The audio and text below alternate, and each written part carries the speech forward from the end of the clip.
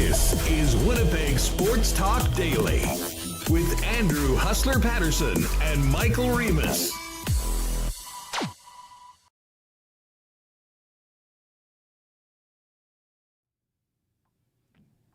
What is up, everybody, and happy NFL kickoff day to you all. We got NFL action tonight, Thursday nighter at the Link in Philly. The Super Bowl banner goes up for the Eagles. God, that sounds terrible. And it's the Eagles and the Dallas Cowboys kicking off the season on the first of back-to-back primetime games tonight and tomorrow. Of course, tomorrow from Brazil, Chiefs-Chargers get going. And then Saturday, all about the three-down game, a CFL triple header, including the main event right here in the Peg, the rematch between the Bombers and the Saskatchewan Roughriders. We'll get to quite a bit of Bomber talk today in the first half of the program and hear from Jason Hogan, who was peppered with questions from the media following the 4-point loss in the Labor Day Classic. And we'll also hear from Pokey Wilson, who is back in Winnipeg practicing with the ones and very fired up to get back onto the field with his teammates, hopefully as soon as this Saturday afternoon. We'll also hear a little bit from Jordan Younger as well on the Bomber defense going into the rematch. And to talk about it all, really looking forward to bringing Doug Brown on. And Doug, if there's one thing I'll say about Doug, there's a lot of guys that sometimes work for team broadcasts that, you know, maybe couch their criticism a little bit. Doug's been shooting from the hip all season long. And he, like many of us, had some major questions about some of the things that happened in that game. We'll break it all down with Doug, see how he's feeling about the rematch on Saturday and where the Winnipeg Blue Bombers need to up their game if they're going to get one over on their Prairie rivals and even the season series at one. Once we're finished with Doug, we'll get to the Jets. Jets are back on the ice today. There's going to be a group skating tomorrow. Players including Luke Shen and Tanner Pearson, Hayden Fleury, Chibrikov, Danny Zhilkin, Dylan DeMello, Jonathan Taves out there as well today. And I believe Ken's been down at the rink. So Wieber's going to jump on. I'm sure he's talked to some of the fellas. We'll get the latest on the club as they are a couple weeks out from the official start of training camp for the 2025 NHL season. So Ken a little bit later on. We're also going to be graced with the pleasure of the best to ever do it, Jennifer Jones. Jen's got a brand new book, which is a #1 national bestseller right now called Rockstar. The Winnipeg native, Olympic and curling legend will join us to talk about the book, and then we'll get you ready for Thursday night football. Pat Gregoire will come on, not only get you ready for TNF tonight, but we'll get you ready for tomorrow's first NFL Weekly Pick Show on WST Winners. For those of you that join us on YouTube, of course, you can get it on the podcast afterwards, but Fridays, 10 a.m., all NFL season, myself, Pat, Jake, Connor will be cranking it out with our favorite picks against the spread of the week. We'll do some great contests over at CoolBet as well, so you'll want to check that out. But we're ready. And this slate of games on Sunday is absolutely phenomenal. I've been mentioning 10 of the 8 to 16 games on the week 1 slate with point spreads of 3 or less. So certainly it looks like we've got some really close and intriguing matchups. We'll get to all of those tomorrow. Tonight, though, we've got the Eagles and Cowboys. So we'll make some picks a little later on and take a look at the board on that on the CoolBet lines when Pat Gregoire joins us a little bit later on.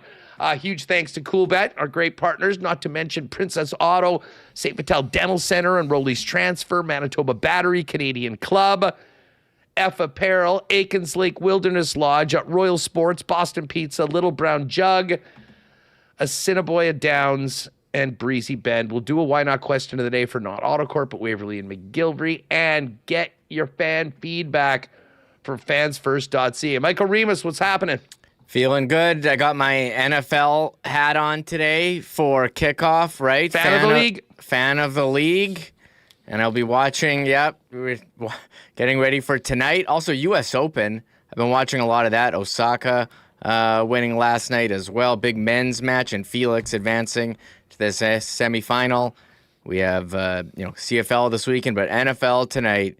watching the Eagles raise the banner.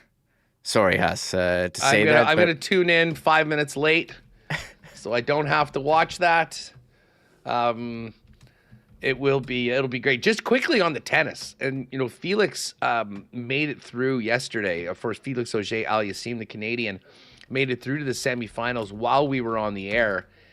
His match is scheduled for tomorrow against world number 1 Jannik Sinner. He is a massive underdog, 12-1.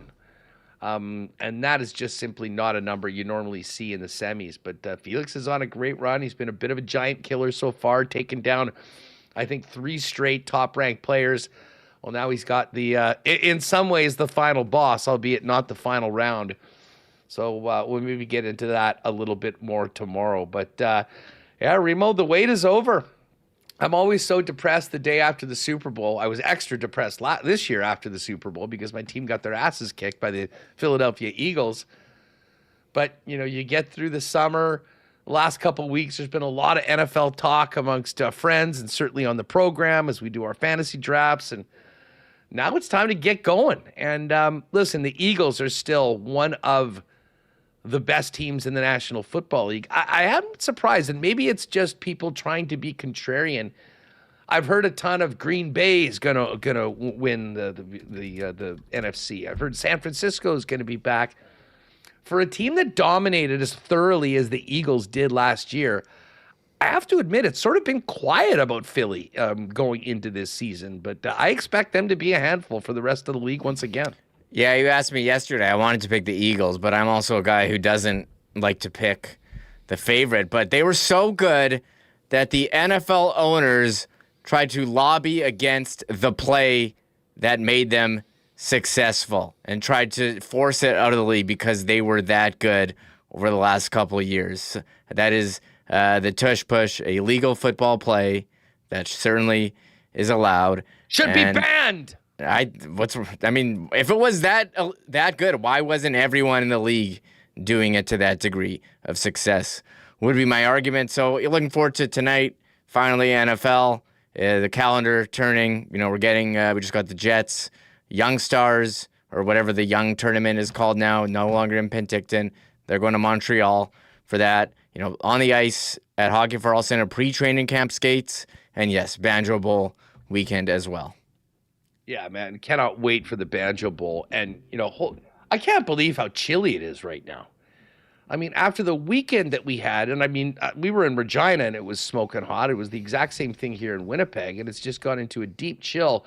Although, quick WWT, Winnipeg Weather Talk, I have done some searching. I'm looking at models for mid to late September, and I've got some good news. We will be above average in temperatures. There is a large warming trend that's happening basically from Texas right through the middle of the country. So while it'll be cooler on the coasts, we're going to get some nice weather. So listen, put the hoodie on for the next couple days. We'll probably need it for the Banjo Bowl as well.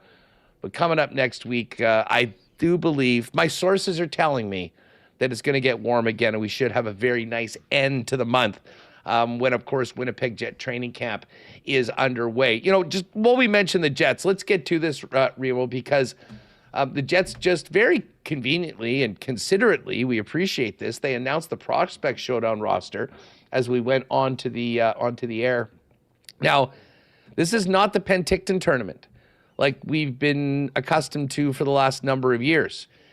Instead, there's going to be a 2-day prospect showdown held at the Bell Center in Montreal. Players suiting up for the Jets this year. By the way, the team's going to leave on the 10th.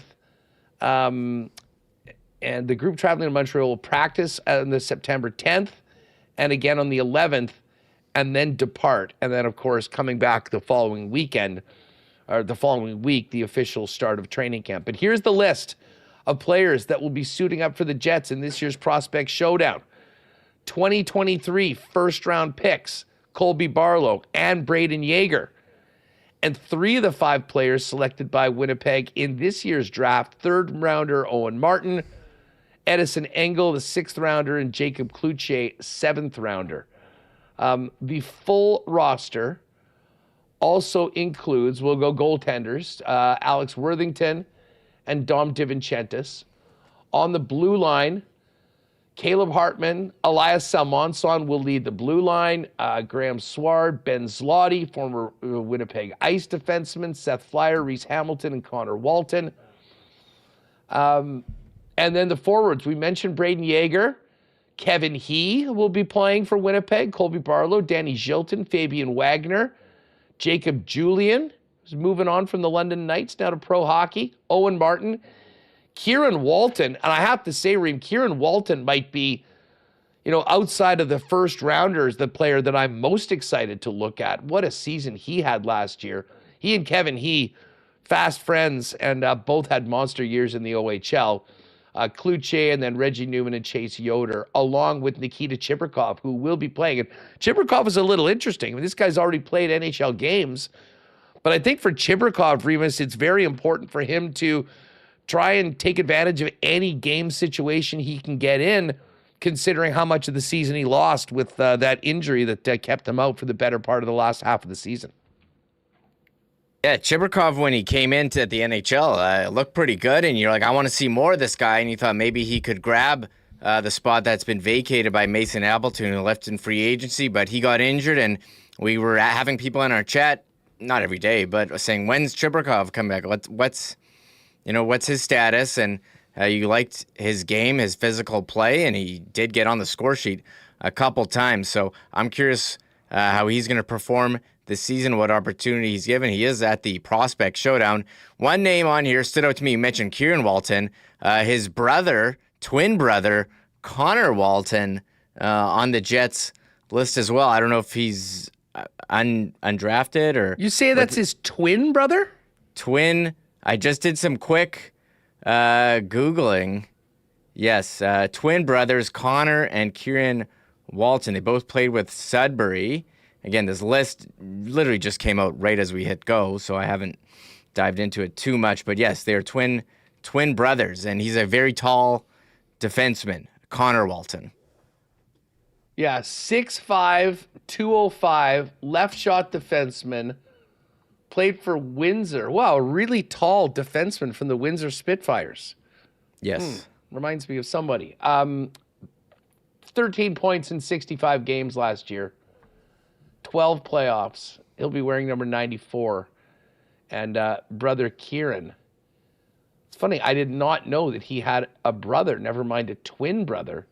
That'll be fun, just to have both of the guys around. And obviously it'll be great for the Walton parents to see the boys play together. Pretty sure you can book that the Walton clan will be at the Bell Center for those games a little bit later on. But, I mean, obviously when it comes to training camp and next season, the key players in this prospect grouping will be Dom DiVincentis in net, Elias Salmonson on the blue line, Braden Yeager, Colby Barlow, Kevin He, Kieran Walton, and I'll tell you what, I'm very interested to see Jacob Julian as well. I mean, Julian has been a player that, he was more than a point a game in the playoffs for London, has had 2 really strong years. And he's a big player too, 6'4", 190. So, as I said, I don't know what the coverage of this is going to be like, whether we're going to be able to watch these games.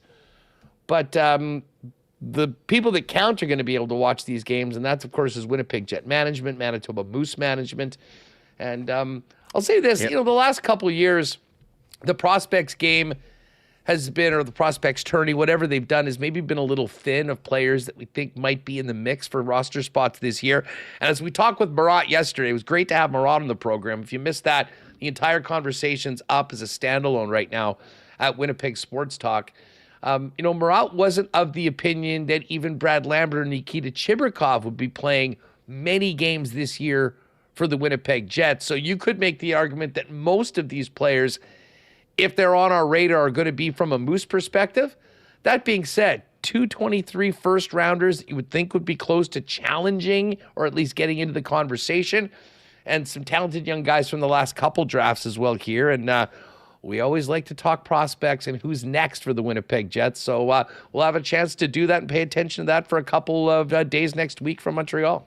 Yeah, we have had people asking us dates. So as you mentioned before, the prospects will begin practicing at Hockey for All Center Wednesday, September 10 at noon, Thursday, September 11 at 10:30. And you asked, can we watch the games? They will be streaming live WinnipegJets.com. Daniel Fink will have the call with Jamie Thomas. So this is the first part with the Jets at the Prospect Showdown in Montreal. This is a new thing. They're playing 2 games, as you said, September 13 at 6 o'clock versus Montreal, and September 14 at 6 o'clock also against Ottawa. That is Saturday and Sunday next week, and we will have Winnipeg Jets on the ice in game action. Nice. Well, we'll look forward to that. Again, if you go to the Jets website right now, if you want more, you can kind of dive into the roster for the prospects camp and take it from there. Listen, we're going to dive into some Bomber talk coming up right away, and then Doug Brown's going to join us on the other side of it. Let me thank Rolly's Transfer and our friends at Rolly's. Hey, folks, if you're moving, if you're on the move, you and your family moving from one place to another, lean on our friends at Rolly's to help you out with the white glove treatment that they are famous for. They're family owned and operated for over 60 years in Winnipeg and the most trusted name in moving in Manitoba. Get on over to Rollies.com and click on Request an Estimate. Put in the promo code WST for a special discount for WST listeners on moving services and moving supplies. And then simply let them know when and where you're moving and what needs to go. And their friendly staff will turn it around quick with a great quote and get you locked in for the white glove treatment that Rollies has been famous for now into their 7th decade. For all your moving needs, make it Rollies. Find out more, request an estimate today over at Rollies.com. And now things are settling down. The kids are back in school, getting back into a routine. If you're realizing there's a couple things that you missed over the course of the summer, including going to the dentist, holler at Dr. Terry and our friends at St. Vital Dental Center and get that taken care of. Stat, of course, St. Vital Dental Center has been serving generations of Winnipeggers and Manitobans, and now is a beautiful new facility at 167 St. Anne's Road. State-of-the-art equipment, a wonderful staff, and convenient free parking right behind the building. Find out more on everything St. Vital Dental Center can do for you and your family online at stvitaldental.ca. Book an appointment, say hi to Terry and the gang, and tell them that Winnipeg Sports Talk sent you. And hey, big cheers to our friends at Canadian Club. It's the biggest game of the year at Princess Auto Stadium. And of course, the Winnipeg Blue Bombers. Canadian Club is the official spirit of the Winnipeg Blue Bombers. They better be stocked up on CC at the stadium on Saturday, I'll tell you that much. And for those of you that are stocking up for a tailgate or for the weekend, head on over to your local Manitoba liquor marts and keep your eye out for the special limited edition Bomber label bottle of Canadian Club. Perfect for your tailgate. And of course, speaking of tailgating, don't forget to grab one of the Canadian Club packs as well. Their favorite 3 new ready-to-drink coolers, the CC and Ginger Ale, the Citrus Smash, the Half and Half, all together in one pack. That's also available at your local Manitoba liquor marts. All right, we're going to talk to Doug Brown coming up in a few minutes, but a lot of questions for the coordinators, as well as the returning Pokey Wilson coming out of Bomber practice. But I think the guy everyone wanted to hear from the most was Jason Hogan, who's taken his fair share of heat after the Bombers' narrow loss to the Saskatchewan Roughriders, ironically on a day where the offense at times looked as good as it had all year long. But there were some real situational calls that, let's just say, brought up quite a bit of conversation afterwards. One of those was late in the second quarter with the Bombers on a 2nd and inches, putting Zach Caleros into the shotgun. He was sacked for a loss of 8 or 9 yards, which made it a 50-yard field goal into the wind that was not successful. Here's what Jason Hogan had to say about that series and the play call on 2nd and short. It was 2nd and inches, and you guys throw the ball, Zach takes a sack. Just if you could, what kind of offensive decisions go into 2nd and inches in that situation? I think we're out in the football field, being in field goal range already, free play, 2nd and inches. That's the thought behind it, really. Describe for folks what you mean by free play. Well, knowing that we convert that or not on 3rd and inches, we should be able to get the short yardage team and convert, stay on the football field. Yeah, so you have how much of this is kind of a weird question. How much of the playbook is open to you in that moment? Do you feel like you could just do anything? People said, why didn't you run the ball? I feel like running was a possibility for you there. Yeah, if we want to run, we'll just go sneak it, right? We'll just go short yardage. So we want to take a shot, take an opportunity, potentially get certain coverage, certain looks we talk about in that situation. Yeah. In that situation, the goal is, I'm assuming, not to get the first down necessarily, but to score points. It's to potentially push the ball down the field and stay out there and get more than 3, right? Get a touchdown. Yeah. All right, so there's Jason Hogan in conversation with DT on that play. Listen, what he didn't say, and listen, I've got some issues with some of their play choices. I didn't have a problem with that play call, but you can't take a sack there. I mean, Remis, that was so simple. And listen, I thought Zach had a brilliant game in a lot of aspects. Obviously, the start of the game, the end of the game were much better than sort of the middle. We see teams do this all the time, but it is incumbent on the quarterback not to take a sack in that situation. He wasn't going to say it, but I will. Yeah, are you going to get mad at the play call, or are you going to get mad at the execution, taking a sack? But maybe, they thought they were going to get some looks and they didn't get them, and no one was open and they got sacked. And I think you can't do that there. You have to make sure you get points. And at inches, I thought at the time, you think the easy call is, okay, it's an automatic first down. You get more chances going forward. There's 30 seconds left or so there, but still time to run a couple plays. So I think it was a bit surprising that they didn't just take the first down and keep it going, but he thought they could catch him off guard, but that was not the case. Yeah, listen, I agree with Hogan in that it is sort of one of those situations where it should be no problem to convert it if there's an incompletion on the play. So especially at that time, get aggressive. Try and get a 20, 25-yard pass that gives you a realistic opportunity to put it in the end zone before the end of the half. But it needs to be unequivocally clear that if it gets too hot back in there, don't try and, run around and make some magic happen. Just cut your losses, throw the football away, sneak it on 3rd down, and get that first down. And to me, it was the sack and not getting rid of the football when things got a little hairy back there that was the issue. But again, I wasn't expecting Jason Hogan to air his quarterback out like that. What I did have an issue was not having Zach Collaros in the football game when the Bombers received the ball on the Sask 5-yard line after that turnover deep in Sask territory. They went with the Strevler package, which is fine, I guess, if you're committing to it, but they did it twice and then pulled out Sergio Castillo. And as we'll talk about with Doug Brown coming up, that felt like a massive, massive play for Saskatchewan.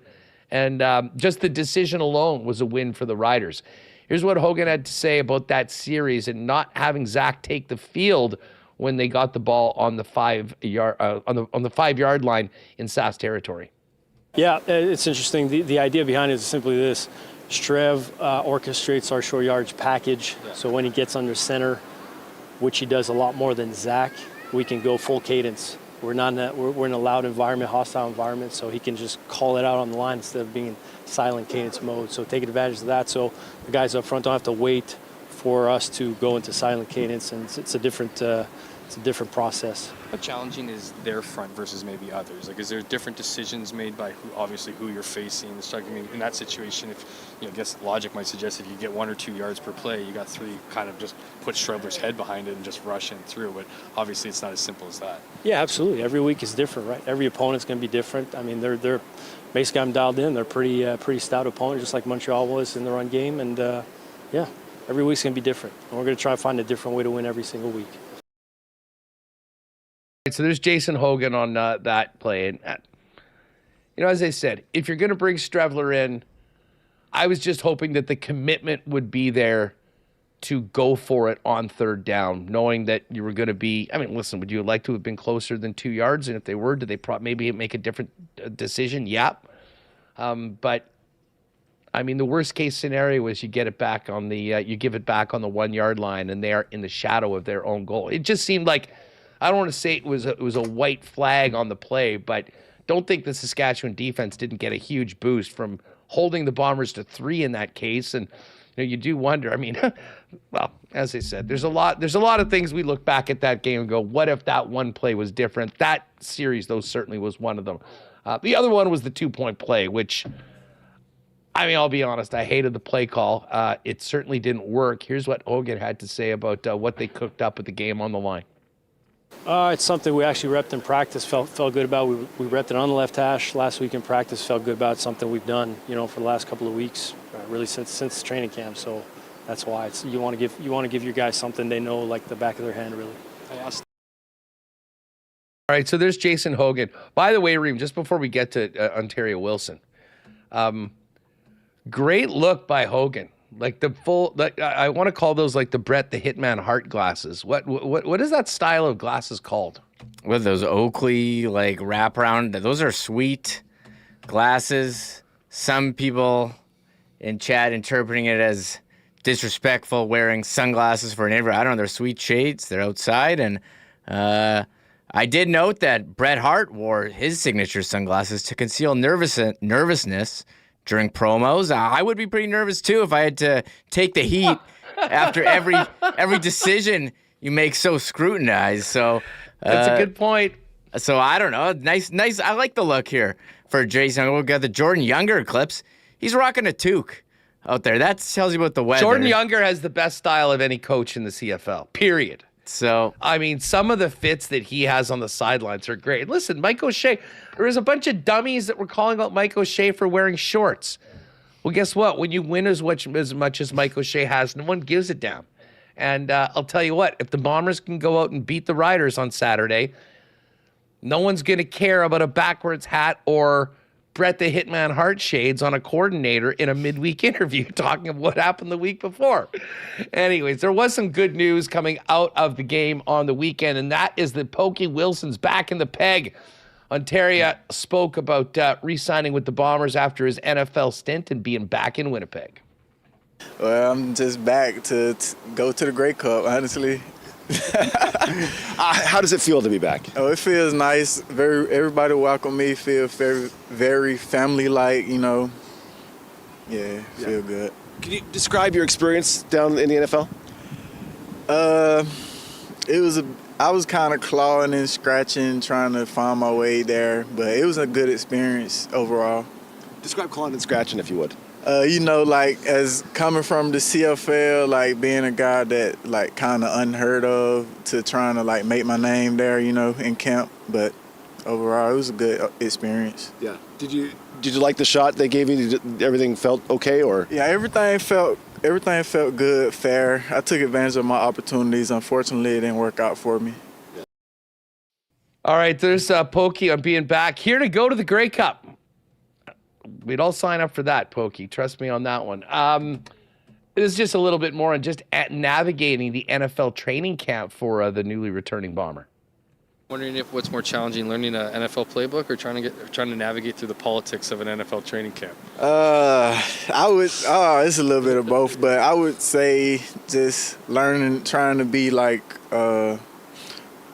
particular on your spots, like alignment, assignment, just knowing what to do, being there, In your experience, do you feel like, given, as you mentioned, like maybe you weren't the draft pick or didn't have the name on it, do you feel like you need to nail every single opportunity you have? Like, do you feel like there's no margin of error? Yeah, it seems like it's just a very small window to just like exceed there, so every chance you get, you trying to give it your all, You did sign a couple, so you're not just here for this year, you're here for next year. How nice is it to be with a team that, obviously really wants you? Yeah. You are that guy with the name recognition. Yeah. You are the guy who they're slotting in here. How nice is it to be with a team that, obviously, looks at you as a real go-to guy? It just feels good to say that, like, I have a home here, I guess.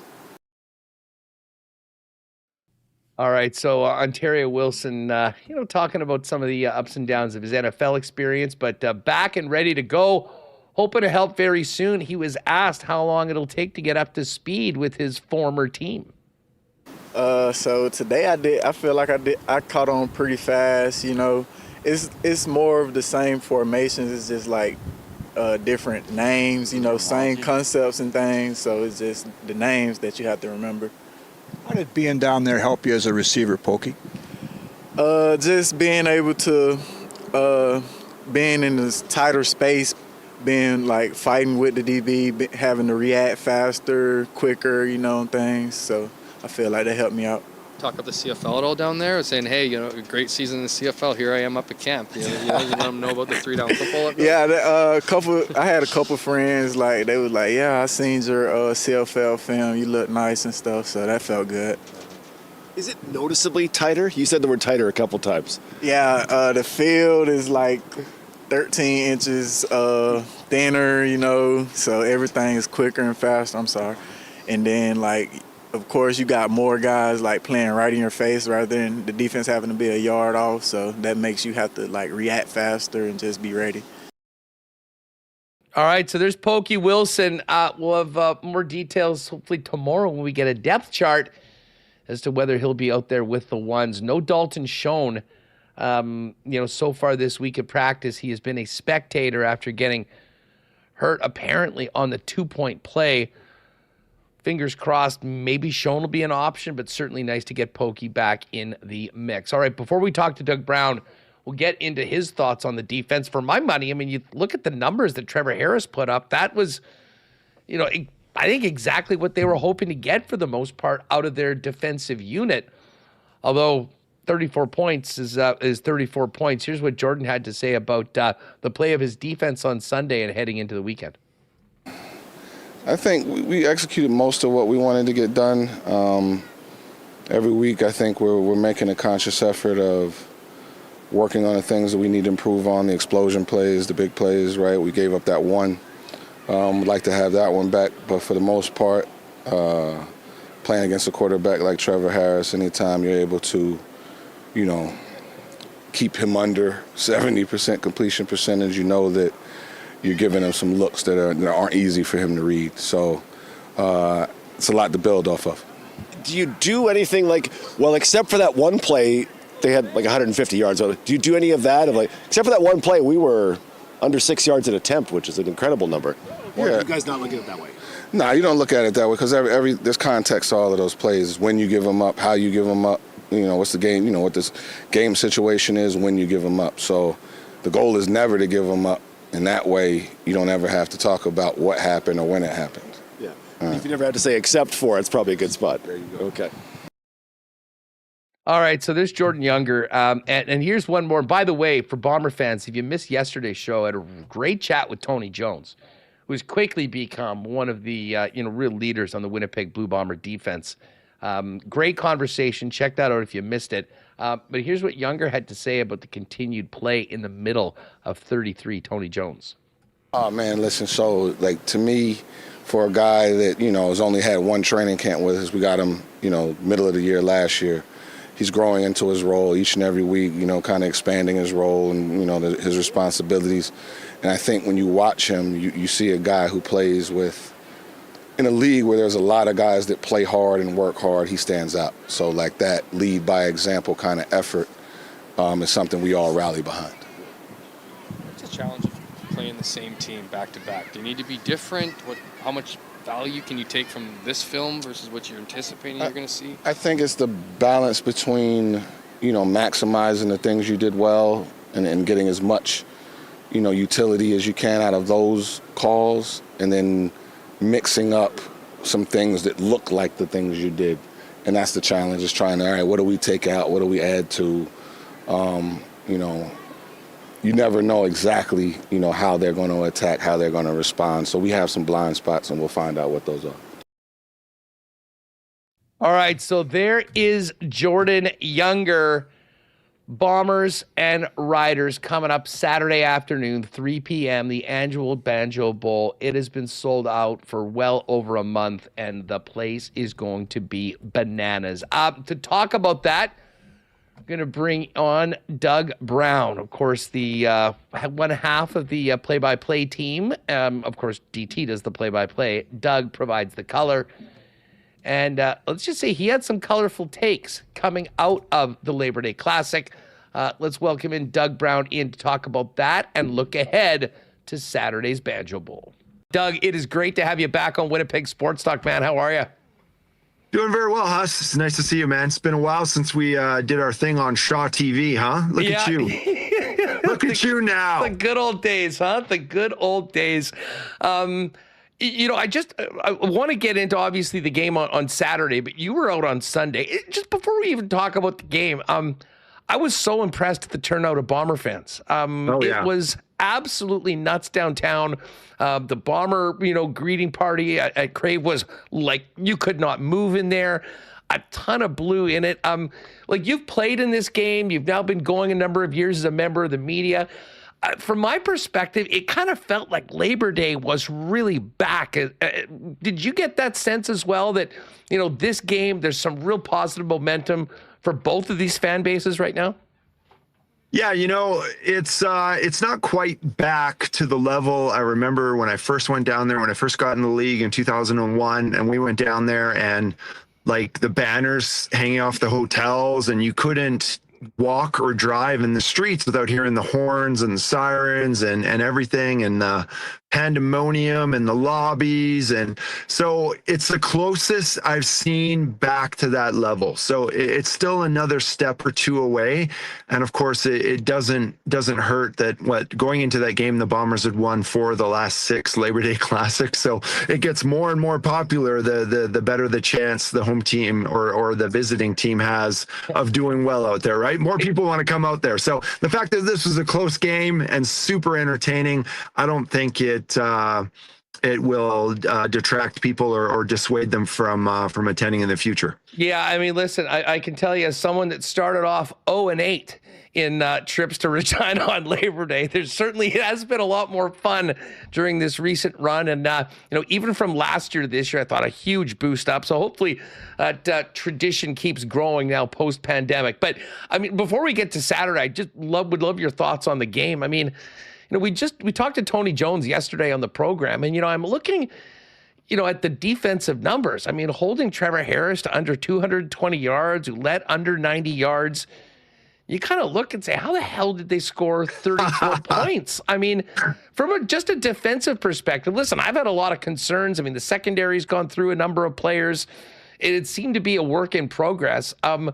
My takeaway was that things are actually coming around for the defense, and maybe at least on the defensive side of the football, those guys maybe deserved a bit of a better fate. I mean, where are you at on the progress of the Bomber defense and what you saw on Sunday? Yeah, I mean, I think they played well enough to win, and they can obviously do better against the run, and they can do better limiting explosion plays down the field, right? But I think I have been definitely impressed with their play of late and how they've put it together. They've had some injury concerns. I don't really like when they dress fewer defensive linemen, and then obviously, as you saw, when Schmeckel got hurt, there was an issue there. But hopefully, we'll see Adams back inserted onto the roster and more of a rotation at home in the Banjo Bowl. But I mean, yeah, we're all just pining for this defense under Jordan Younger to get back to where they were last year, right? Like last year, Younger's debut was unbelievable. That whole premise of rushing 3, dropping 9, no one could figure it out, and they were highly successful playing that way. And a lot has changed this year. I think they learned in the Grey Cup when they just left the Toronto Argonaut quarterback alone, and he had his way with shredding that zone that they were playing. I think they've changed and added a bunch. So I think it's a new defense again. I think it's evolving. I think it took some weeks this year for them to get on their feet, but I think they've turned the corner, hopefully. And I've been happy, and hopefully they continue to make steps for improvement. It's so frustrating. And we talked about it all the way home from Regina. I mean, an improved defensive performance, arguably an offensive performance that while they went pretty cold for a while, I mean, you look at Zach's numbers, the explosion plays from the passing game that had been few and far in between, And you kind of think back to the way they got spotted the lead and go, how the heck did they lose that football game? Albeit with 3 minutes left, they had no business even covering the spread, and it ended up coming right down to the final play on that pick too. I mean, what is your takeaway from the Labor Day Classic from a Bomber perspective? And, where are the regrets in a game that ended up so close with a very thin margin between winning and losing?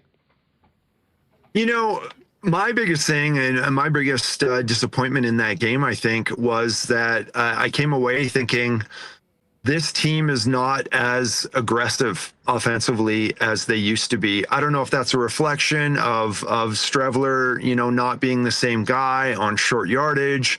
I'm not sure if that's a reflection of how they feel about their offensive line and their ability to make plays in crunch time and the number of times we've seen turnovers from this team in scoring positions and stuff. But I think they've gotten away from that mentality, that kind of Detroit Lion mentality where, we're just going to go for it. And if it's a yard or close to it, we believe in our guys and we believe in our running back and we believe in our quarterbacks to be able to get it done.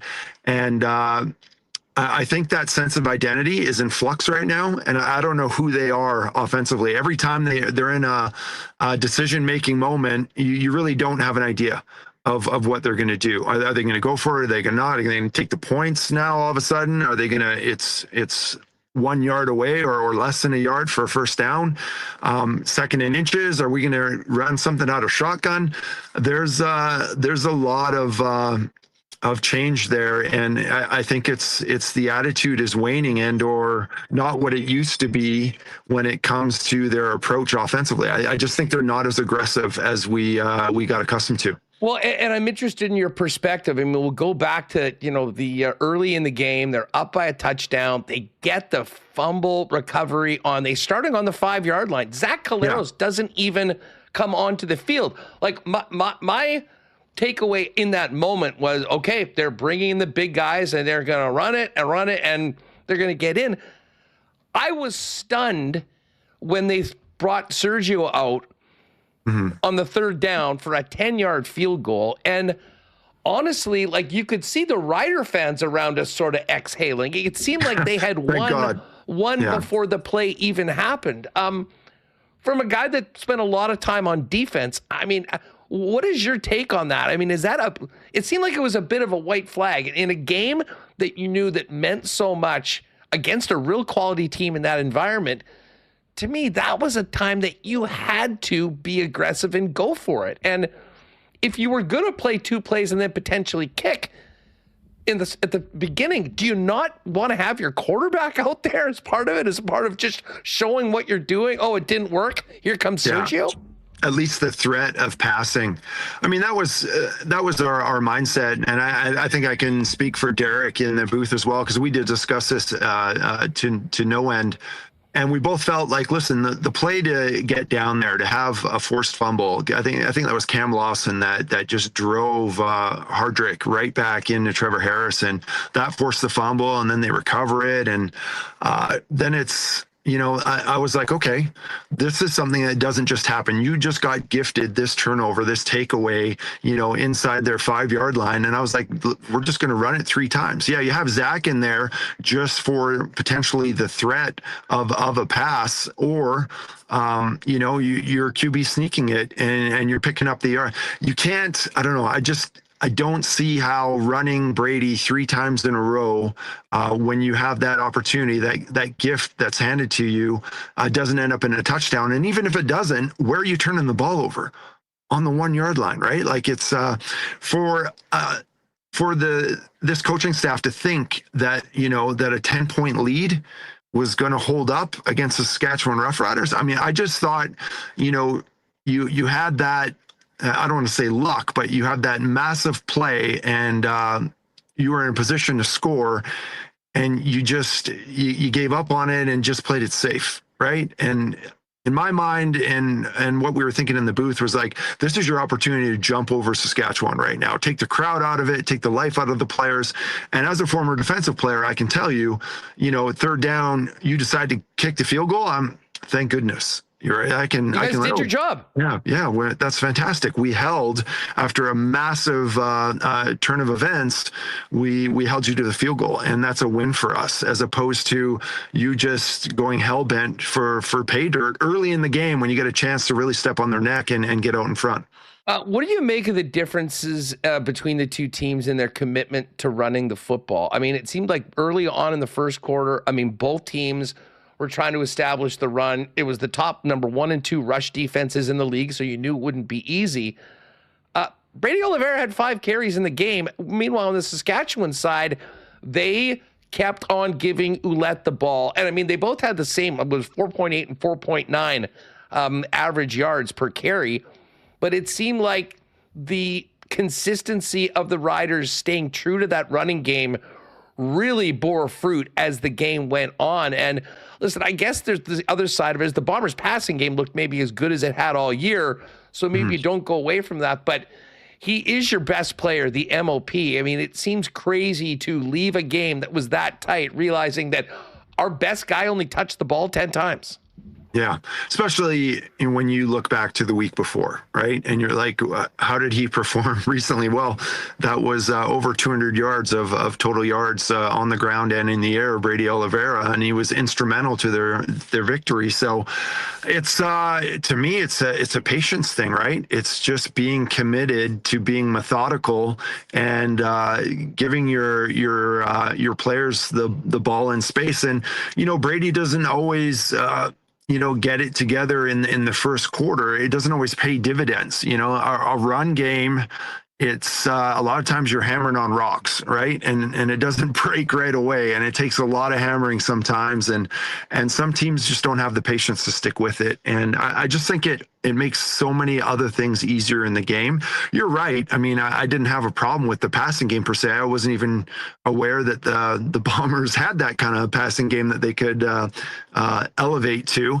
That was really, just to go off on a tangent, I thought that was the best I've seen their receiving core play this year in terms of everybody in the receiving core stepping up. There wasn't a person that stepped on the field for them in the receiving core that didn't elevate their game to some respect. You had Schoen coming back and looking like he could get back to it until he potentially got injured at the end of the game. Dembski was being the number 1 guy, a role that he's really jumped into.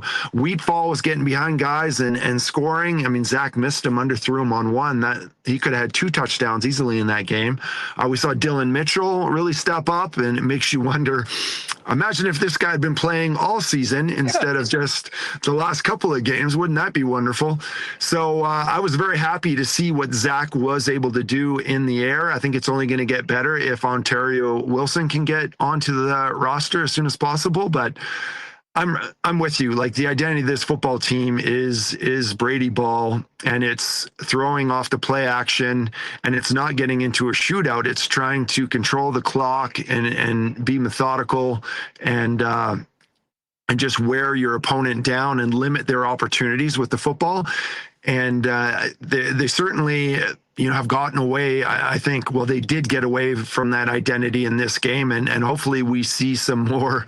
I can imagine Brady will be lobbying for his increased participation in the Banjo Bowl, and I'm sure all the fans would be happy to see it if he does get more touches this game. I would say that, considering what he's done, and to your point, the way he put the team on his back in the previous game, I don't know whether the guy should need to lobby to get the football. It should be common sense. But and by the way, you mentioned Dylan Mitchell, who I did think had his best game to the Bomber. I had a hearty laugh out loud when I saw you mention that Ontario had been signed, along with the comment, hopefully won't have to wait 7 games to get on the roster. It is one of the stranger sagas we've seen in recent Blue Bomber history, everything that happened with Dylan Mitchell, and who knows whether we'll ever get the real goods on it. But there is company, there is help coming, and Wilson has been practicing with the ones this week, so maybe we will see. I mean, hell, Joe made an impact in the Labor Day game. He was in the NFL on Wednesday. He was in New York. You know how long it takes to get from New York to Regina? I mean, you have to take a train. You have to take a boat, and there's not even a connecting waterway. There's no way. It took days to get to Regina. So, and I was like, what is he doing on the roster? It takes weeks to get on the roster. But at least, well, I mean, Wilson knew the offense last year, but this is obviously, terminology is different. I already heard from the head coach on the coaches show with Derek Taylor. He was like, well, it's a little early. He was asked that question, whether Wilson would get on the roster this week. And he said, well, it's a little early, but we'll see. It's terminology differences. So I'm happy to hear he's ahead of where Dylan Mitchell was in terms of acclimating to this offense. Doug Brown is with us getting ready for the Banjo Bowl. I mean, there were some frustrating things. There were a lot of positives, but this is a results-based business. They fell short in a game that they very much had an opportunity to win. And it kind of feels like, barring running the table, first place is probably out of the question right now. And in reality, you're kind of looking at Calgary and Sask battling for the 1-2 spots in the West. But listen, with the playoff situation and BC right behind you, it's still imperative to keep moving. And I would say more than anything, keep improving so that when you get another crack at these teams in the playoffs, you're ready to have a different result. But as far as Saturday goes, Doug, what are you looking for or hoping to see from the Bombers? Where can they improve to hopefully be on the right side of the margin once 60 minutes are up? Well, I think the involvement with Brady is going to be paramount in this game. I think wherever they did defensively to limit Trevor Harris to the kind of numbers they did in the Labor Day Classic, I'd like to see that cut and paste for sure in the Banjo Bowl. So I'd like to see some changes on the roster, though. Vanderpool, I think, is a potential to rejoin the roster if you're having. I think one of the biggest takeaways from Labor Day Classic for me was how Saskatchewan really started to own the line of scrimmage. And in terms of their ability, their overall totals rushing the football, and then the number of sacks they had on Zach Collaros and the number of times they pressured him and or hit him as well. I think that was one of the big failings of that game in the Labor Day Classic was how Saskatchewan really owned the line of scrimmage. So I think the Blue Bombers need to reestablish that. I think their defensive line can get tuned up a little bit and get after Trevor a little bit more. But more than anything, I'd like to see Zach protected, and I'd like to see Brady get on track. I think those are the keys to victory for sure in the Banjo Bowl, a game where the Blue Bombers have done very, very well of late. And let me tell you, though, losing only by 4 in Labor Day Classic. I mean, the first 4 times I played down there, we won 3, and then the rest of them I would have been happy to only lose by 4 points, or have your kicker get possession of the ball on the onside kick, and then the big boys came and took it away from them, and that was the end of that. But yeah, a tough way, multiple tough ways for that one to end after the stirring comeback after the game was basically over, and then it wasn't. And that's what we love about the Canadian Football League. Well, the Banjo Bowl, Saturday afternoon. The fans will be out earlier. It's the biggest game of the year here in Winnipeg. It's also a big game for you and DT on CJOB. Folks, if you're getting there early, make sure to pop by the Princess Auto tailgate zone. Pop by and say hi to the guys, and make sure to tune in on your way to the game. We're looking for season high performances this week, Doug. How many dogs can the team of you and DT take down when you guys are served up with the however many? He goes full Joey Chestnut, doesn't he? My favorite part of this whole hot dog tradition we have in terms of the Bombers winning at home and us, doing our part by eating hot dogs, which are a little superstition thing, is when Wade Miller hand delivers them to us, but he dumps them out of a container with such disdain and disgust. And every time it's a little more vigorous, and they kind of go flying all over the table, and a little more emphasis on the spray of the hot dogs. But we bring our own condiments now. We're very accustomed to it. And I've got a little side barbecue gig going on right now that Ortega's, Tortugas Barbecue. They've been really hooking us up too, so it's been a lot of fun. But we get the meat sweat sometimes on the air. That's unpleasant, but it's well worth it. Hey, you guys got to do what you got to do. All hands on deck to win the Banjo Bowl. Hey, really appreciate you jumping on today. Damn, that looks good. That's that barbecue you speak of. Yeah, the trailer. You got to check it out at the stadium. It's unbelievable. They have some smoked wings there, Huss. It'll change your life, my friend. All right. Well, I'm just put another thing on my to-do list before hopefully witnessing a Bomber win at Princess Auto Stadium on Saturday afternoon. Hey, pal, I know how busy you are. Really appreciate you taking the time to join us. Have a great rest of the week, and you got a lot on your hands, and then we'll see you hot dogs in tow before the game on the CGOB pregame show, and, of course, listening to you and DT broadcast every minute of Blue Bomber football on the Superstation. Have a great one, pal. Thanks for doing this. Awesome, man. Thanks for having me on. Good to see you, brother. Great stuff with Doug Brown. Got a chance to catch up with him a little earlier. And, man, he does a great job with DT on 680 CJOB. As I mentioned, yes, if you are getting down to the tailgate earlier, pop by, watch the boys do their thing, eat some hot dogs, and say hi. Comment in the chat saying, at Winnipeg Sports Talk, is Westy coming on this week to stroke up the Banjo Bowl? Damn right he is. Westy tomorrow on the program. It is not Banjo Bowl week without a visit from the man who started it all, our pal Troy Westwood. That is going to be fun. We'll have Westy on a little bit later on, or tomorrow, I should say, to get us ready for the big game on Saturday. Jeff Hamilton as well tomorrow on the program. Ken Wiebe's going to join us in just a couple minutes. But, folks, y'all know Princess Auto Stadium is the place to be tomorrow. Saturday, I should say. Sold out Banjo Bowl. Bombers looking for revenge after an epic CFL Classic in the Labor Day Classic. Of course, Princess Auto is a proud sponsor of the Winnipeg Blue Bombers and their home Princess Auto Stadium, and a great supporter of Winnipeg Sports Talk. Princess Auto, founded and headquartered in Winnipeg, coast to coast, but with 3 locations to serve you here: Panet Road, Portage Avenue West, and Brandon. And Princess Auto, of course, is where you'll find the best deals on the most unique assortment of tools and equipment around. Everything you need to complete the projects on your list or start something new is at Princess Auto. So pop by and see them in store or shop online 24/7, 365 at princessauto.com.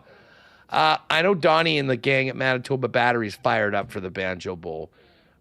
Big Bomber and Jet fans out at Manitoba Battery. And, of course, Manitoba Battery is your local option for all your battery needs. As Donnie says, wake up, Winnipeg, and stop overpaying for batteries at the big box stores when you've got a locally owned and operated business in Manitoba Battery that is smoking the big box stores on price. You can save up to $60 a battery at Manitoba Battery right now. And, of course, we've been getting around on boats and campers and ATVs all year. Well, now it's time to get ready for winter, or it will be very soon. Manitoba Battery has the best prices on batteries for your car and truck. And, of course, we'll deliver the batteries to you for free anywhere inside the perimeter with any purchase over $60. So pop by and see them in store, Logan Avenue or Dovercourt Drive. Give them a holler, or simply order online at manitobabattery.com. Get the best prices in town and let Manitoba Battery bring the batteries to you. And hey, fellas, it definitely feels like fall today. As I mentioned with my weather update earlier, it is going to warm up later on, but we got to be ready for the change of the seasons. And for many guys, you're probably looking into your closet and realize it might be time to step up my menswear game. And if that's the case, you need to head on down and see the fellas at F Apparel at 190 Smith Street downtown. The best in custom men's clothing, including suits starting at just $400, chinos, golf pants, custom shirts, both tucked and untucked styles, and an incredible selection of menswear accessories. Pop by and see them in store or check out their website. By the way, if you're getting married or in a wedding party, make sure to talk to the guys that want a special discount when the wedding party gets their suits for the big day at F Apparel. And you can go online, find out more, and book an appointment at that's EPH Apparel.com. All right, we've got Ken Wiebe coming up in just a couple moments when he joins us. But let me throw out the why not question of the day to all of you for Not AutoCorp at Waverly and McGillivray. And I guess the question is this. Pokey Wilson returns, potentially no Dalton Schoen. But I'll ask you this, what I asked Doug. In your opinion, is there one area that you would like to see the Bombers' performance improve on to get one over on the Riders in the rematch tomorrow? Is it quarterback play? Is it maybe some more sound decision-making on the sidelines? Is it something on the defensive side of the football? Let us know in the chat for the Why Not question of the day right now, looking ahead to the Banjo Bowl. All right, time to bring in Ken Wiebe. We do have Jen Jones coming on a little later on for a quick chat. She's got the brand new book, #1 bestseller. And Pat Gregoire is going to join me. We're going to dive into this Eagles-Cowboys game tonight to kick off NFL season. But let's talk a little puck right now. Ken Wiebe of the Winnipeg Free Press joins us now. Kenny, what's up? How are you? Good afternoon, Andrew. Great to be with you as always. Doing excellent, thank you. Not the greatest day in the neighborhood in terms of weather, but hey, it's been a good week so far. And heading to Calgary on Friday for the wedding I had mentioned last week on the show. And who are you getting married to? Just going to be an observer here this weekend, as it turns out. Yes. We had more breaking news or something like that. Yeah, no, we're going to leave that.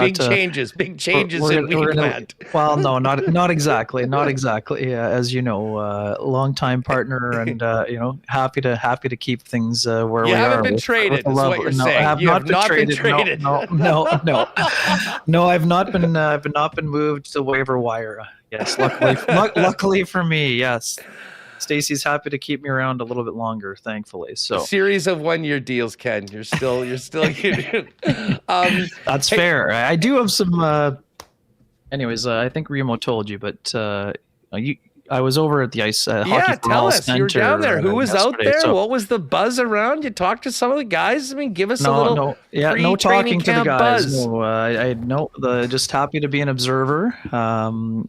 There as well. Dave Manuk and I were watching with our four eyes, I guess, between the two of us. And what were you observing, Ken? Yes, it was still a small NHL group, I can tell you, but only 4 NHLers out there. But one of them is the guy that people were most interested in discussing, I guess. So did watch Jonathan Toews quite closely, and happy to report that he looks like himself, Huss. Again, it's important to start with the this is not a tempering of expectations or a raising of expectations, and important to remember that this is just a captain skate with 4 NHL players. But I saw a lot of signs of Jonathan Toews looking like his old self and his younger self, I guess, if you will, moving very well on his skates.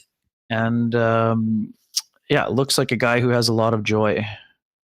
Well, that's a good thing. I mean, he's coming back in one of the most unique situations of a comeback, probably in NHL history, to be perfectly honest. When you think about what he's achieved, all with one team, the time away, what he's been through, like what he did to try to get back healthy, and then of course to come back and do the comeback in Winnipeg, in his hometown.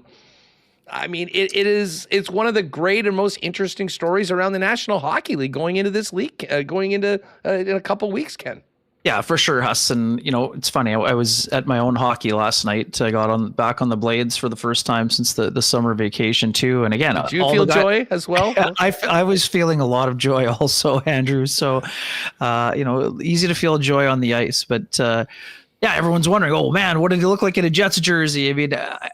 To me, it honestly did not look that abnormal, and maybe it's because they had the mock-ups at the presser and everything else, Huss. But there's an element of I wouldn't say that this was always expected to happen, kind of thing, Huss, because that's obviously not true. But I think that there was always there was this wondering. I mean, and Mark Chipman and Kevin Cheveldayoff both talked about it at the presser. I mean, I think there was always I think first and foremost, everyone thought that Jonathan Toews would spend his entire career in one place and, be a Steve Yzerman type of, one organization player.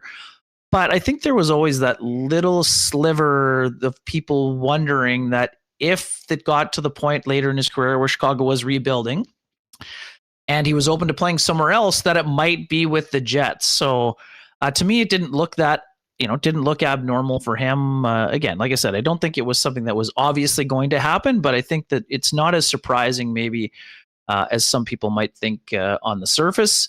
But again, a couple things, Huss, about watching Jonathan. So again, it's mostly just drills, and at the end they had a 3-on-3 session. And so things that you're watching, I mean, you're watching the puck handling. You can see that he's in great shape, excellent shape. You saw that at the press conference.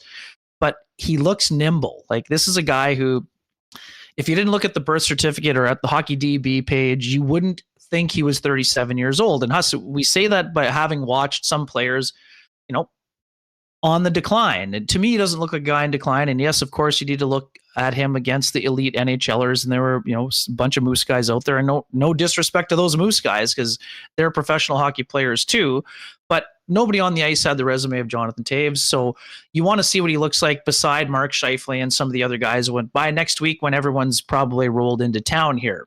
But the way he was, crisp passes and his ability to bury 2-on-1s, and to me, Huss, it's the little things that you see. He had a 2-on-1 where he buried his shot. He goes into the corner, high fives both players. He's constantly fist bumping people. And you and I have talked about leadership a lot so far. And it's hard to quantify, but it doesn't take long to watch someone to know what kind of leader they are. It didn't matter if it was an AHL player or on a PTO or an NHL player.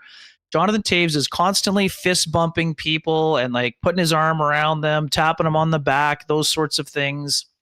Again, you need to do it over the course of 7 or 8 months. But to me, you saw a guy who looks incredibly motivated, which we knew from the beginning, Huss. There's no way that someone like Jonathan Toews lacks motivation coming back at this magnitude of an attempted comeback. So again, and the last thing that I saw, and Dave watched it too. So they're playing 3-on-3 games, Huss, where the penalty for the losing team is, a couple down and backs. So not much on the line. But I think the game is tied at one point, and Jonathan takes a shot that he is certain has gone through the mesh past Isaac Poulter, and no one on the ice knew it except for him. It's like the Patrick Kane goal in the Stanley Cup final. The game stops. Jonathan goes immediately at Dave Cameron, who's running the session. He is absolutely certain that it's a goal. He brings Dave over to the net and points to the piece of the mesh that has been, impacted, that the puck went through. Ultimately, I think it was ruled a goal, and he was right. But like this competitive spirit, we talk about a guy who loves to win and hates to lose. Like something as simple as a 3-on-3 game on September 3rd, he's wanting every single thing to count. So, I mean, he's we know breaking nets, Ken. He's breaking nets. He's tearing the twine. Indeed. That's all I needed to hear to completely recalibrate my expectations and projections for Jonathan Toews this year. A menace to the net. Yes, indeed. And speaking of menace to the net, Huss, I know there's been lots of debate in terms of where Tanner Pearson might fit in. And again, like I said, this is still very early in the proceedings here before training camps gets going. But man, can he shoot the puck, Huss. I was quickly reminded how heavy a shot Tanner Pearson has, just absolutely denting the twine at will. He ripped one in the half-ice game past Jason Kasdorf that he just didn't see it. It was one of those, maybe it was through traffic, but it was one of those where you're like, you weren't expecting him to shoot, and by the time you reacted, it was already behind you over your shoulder. So, and again, Tanner Pearson, we know, is not a burner. We know what his limitations are on the skating side compared to some of the high-end guys like Nikolai Ehlers, Mark Scheifele, Kyle Connor. But also, in this scenario, Tanner looks like he's had an incredibly productive summer on his feet. I thought he was moving around pretty pretty well for a guy who, again, where that's an area that he needs to improve at if he wants to stay and be a regular NHLer. This looks like a guy who's also highly motivated to have, really good impact in whatever role that is. It's probably going to be in a bottom six role, maybe on the second power play, Huss. But to me, he looks like a guy who certainly can fit in on that second power play. We know he kills some penalties, most likely a bottom six forward and, battling for ice time. But he looks like a guy who's, again, when you've gone through a PTO last year to earn a contract with Vegas and you got a 1-year deal this year at the stage of his career that he's at, he had to do those things, but he looked really good out there. The other two NHLers or, certain NHLers were Dylan DeMello and Hayden Fleury. Both, again, look like you would expect them to look. And Huss, I know you and I have been talking and wondering about Nikita Chibrikov. So by my own, estimation and eyes, he also looks like he's moving very well for a guy coming back from season-ending ankle surgery. We know there were, some concerns coming off the injury after all the time that he missed, and I've referenced the, missing almost a half a season. But to me, he looked like a guy who's not, extremely confident, Huss. Very, probably getting that maturity, comfort stage coming back, looking forward to another big season and also recognizing there could be an opportunity for him. He's certainly going to be in the mix in terms of a battle with several veterans and young players like Braden Yager and Brad Lambert. Again, thought he was moving around pretty well. I think it's very noteworthy, Huss. I know you mentioned it probably earlier in the show already. We saw the prospect showcase roster. The fact that Nikita Chibrikov is going there, I think, speaks a lot to what he feel or what his maturity level. My understanding is that Chibrikov went to the Jets and said, "Hey, I want to be in this. I want to be in this situation. I want to be in these games." I mean, given his experience level, he wouldn't have to be suiting up in those games, but he has chosen to do so. I think that's an incredibly smart move for him. It will allow him to get extra touches in those games, Huss, to get himself back up to speed for when main camp starts. I think this is an incredibly smart move by Chibrikov, also for Elias Solomonson, Huss, who missed that time last year due to injury as well. Very smart. Those guys are going to be counted on as leaders. Braden Yager, who was at the rookie showcase earlier this week, those guys will be counted on as leaders. Colby Barlow, Kevin He, those guys will be leaned on as leaders. Great opportunity for Jacob Julian, also for the Walton brothers, I believe Daniel Fink pointed out. That's kind of a cool story as well. Twins. Yeah, I had no idea even had a brother, never mind a twin. Yeah, so we got some breaking news there too from Daniel Fink. 13 feet of Waltons. One of them a forward, one of them a defenseman. Should be fun to watch there as well, Huss. And obviously Ben Zloty, I think he was a guy who played for the Winnipeg Ice, right? Yeah. So he was a point machine for the cool. Ice. Yeah, power play wizard there. So interesting looking roster. I think Engel will be fun to watch also after, getting drafted, and for him going to the OHL this year. I think he'll be a guy that, we've heard all about his skating. Now you get a chance to sort of see it on display. But anyways, I know Chibrikov, you've been wondering about Chibrikov, and we won't have to wait until, September 18th to figure it out where things are at with him. I thought he was looking really good out there. And again, he's got to do it for a long portion of time. He's going to have to do it for the entire training camp in order to break camp with the Jets. But I get the sense he feels there is an opportunity looming for him, and he has done everything in his power to prepare himself the best that he can for that opportunity. And, that's an important development for the Jets. We know that there is going to be some offense that needs to be made up for, if you will, and that it will be more of a cumulative effort to try to, replace Nikolai Ehlers' production. And, also Mason Appleton's a guy who chipped in a fair amount of, points in a checking role over the last several seasons as well here. So, some of those players, we're getting our first glimpses of them, Huss. And I think that according to the note that we got from Scott Brown today, it looks like Luke Shen has joined the mix as well today. I wasn't down at Hockey for All today, but it sounds like Luke Shen joined the group as well. And again, Luke Shen's looking to get off to a very strong start this season as he gets more settled into the place where he's going to be this year. Ken, you mentioned Jason Kasdorf. I just want to ask you about him for a minute. Of course, people remember Kasdorf as part of the Evander Kane trade. Right. Winnipeg player drafted there, did play one game in the National Hockey with the Buffalo Sabres. Just pulling him up. He hasn't played professionally, I believe, since before the pandemic. Is he the new E-Bug for the Jets? Like, well, and is that this year where teams are going to have the full-time E-Bug, or is that the new CBA?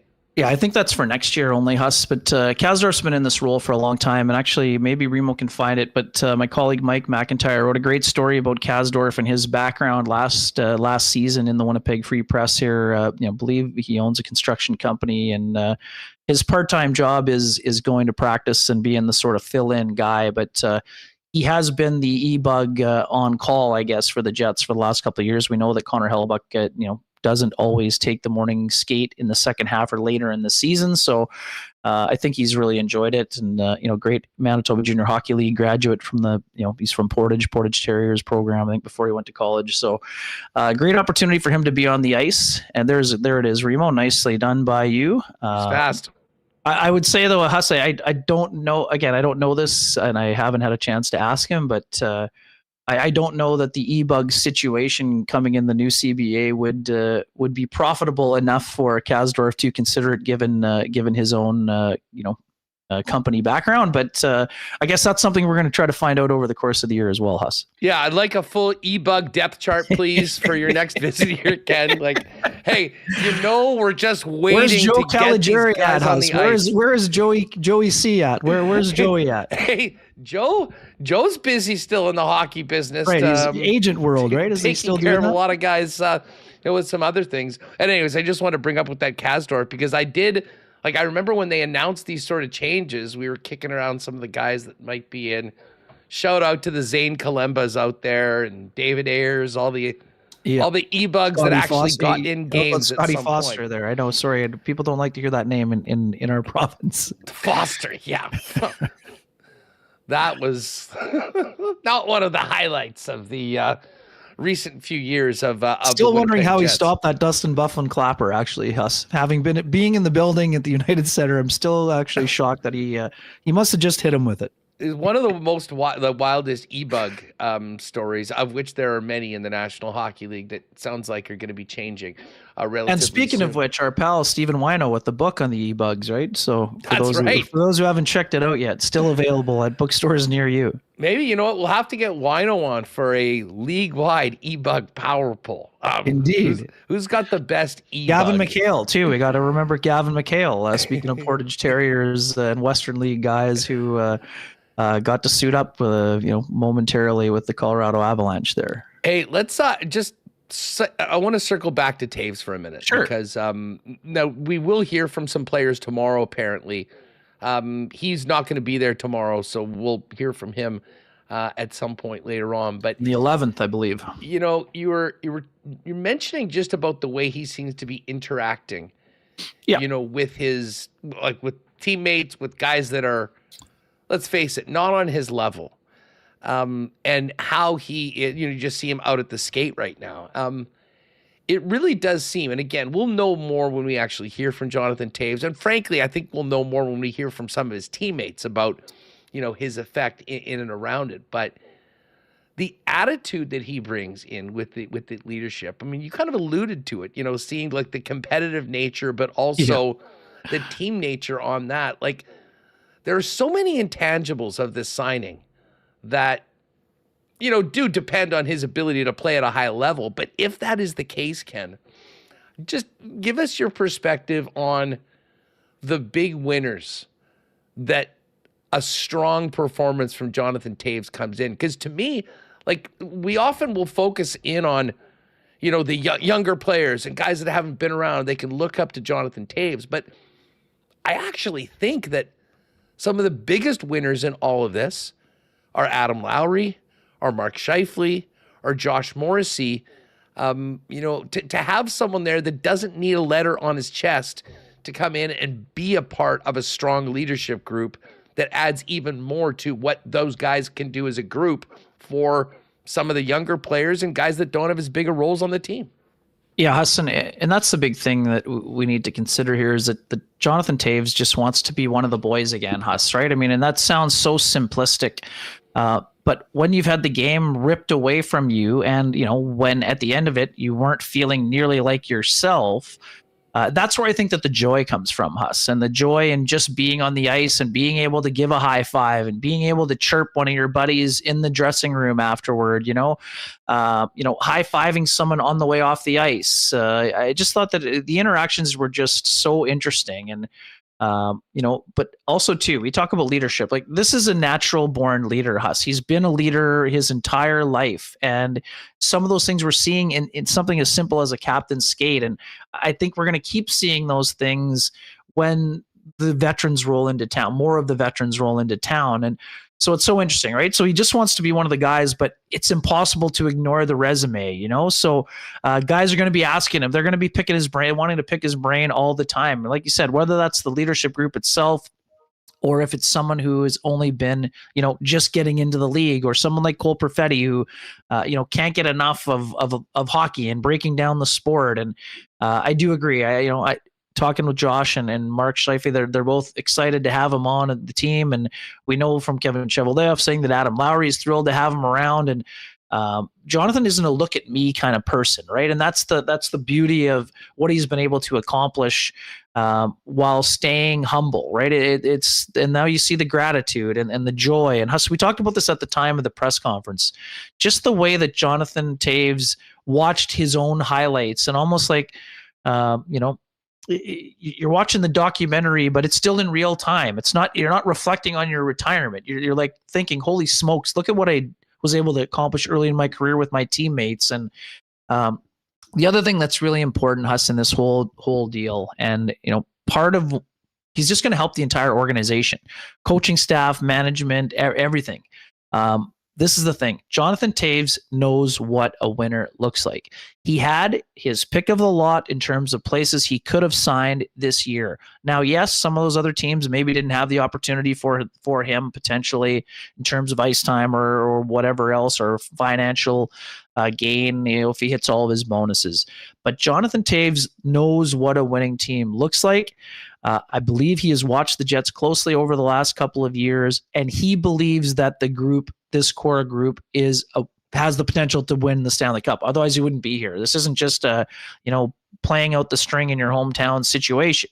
Jonathan, first and foremost, wants to enjoy the game, but he also wants to get his name on that silver trophy again. And if he didn't think the Jets had a chance to do so, he wouldn't have signed with them, Andrew. So again, this is not a guarantee that it happens, but I think that him being around will help this organization continue to strive to get to where they want to go.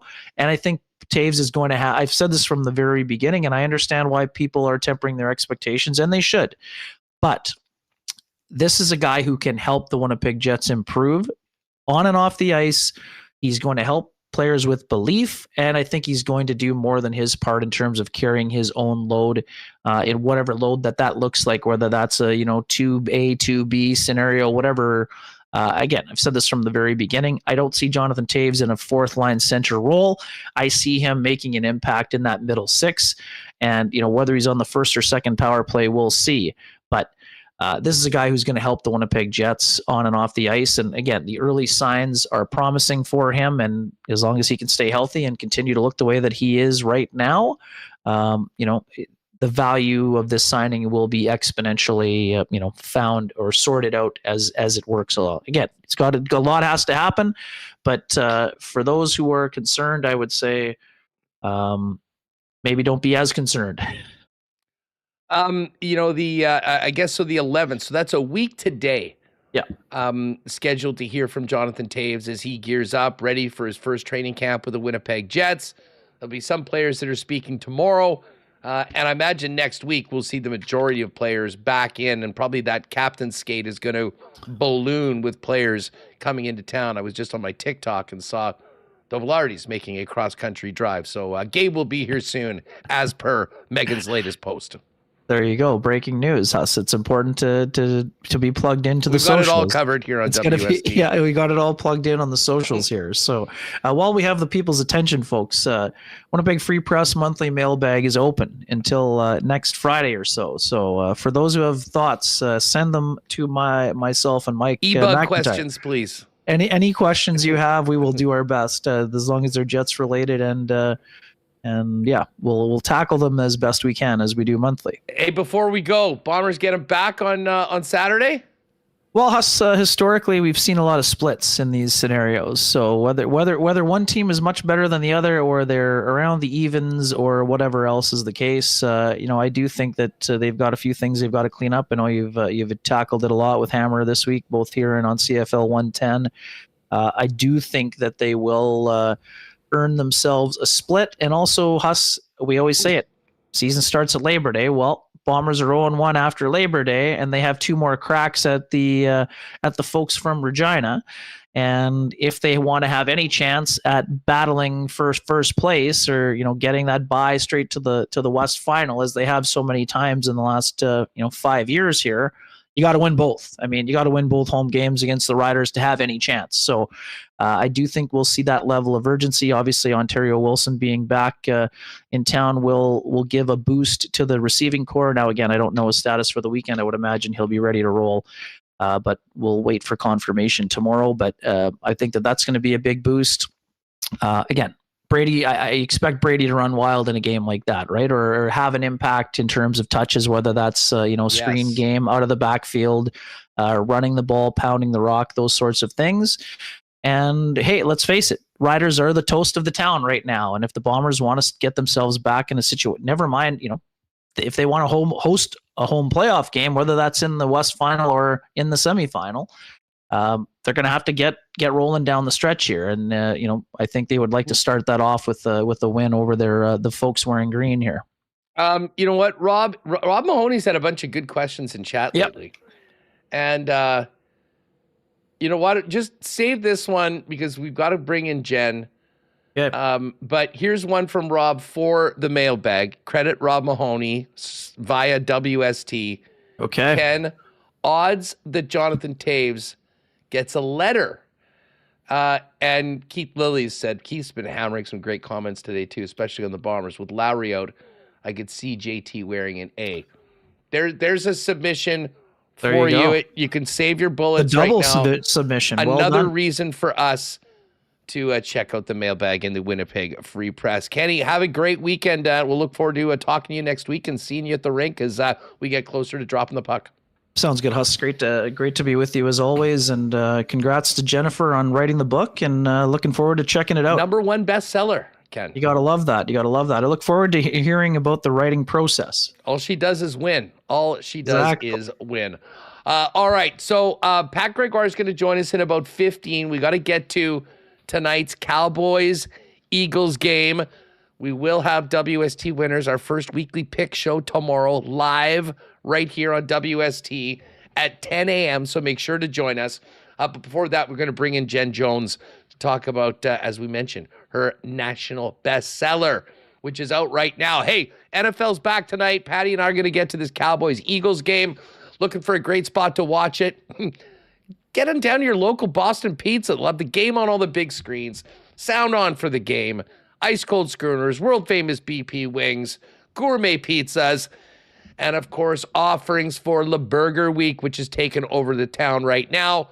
Head on down to your local BP tonight. And hey, if you're staying at home, you can always get it hot and fresh to your door by ordering online at bostonpizza.com. Well, everything's happening. NFL is back, as is hockey, which means it's a perfect time to head down to Royal Sports. You're the best at NFL gear coming in by the day. You want to get the new sideline gear, whatnot. Royal's always the place to pick that up. New jerseys, you name it, Royal has it. And of course, we're starting hockey season right now, and Royal Sports is the spot for 50 plus years where you can head in with one stop and get literally everything you need for the new season. Skates, sticks, full equipment, goalie gear, you name it. If it's hockey, Royal has it at the best prices in town with the most knowledgeable staff around to help you get the right fit and the right item. Head on down to Royal today and make sure to follow them on Instagram at Royal Sports Winnipeg for the latest merchandise drops and sale information. Another big tent sale coming soon. All right, big cheers to our friends at Little Brown Jug, and then Jen Jones joins us on WST.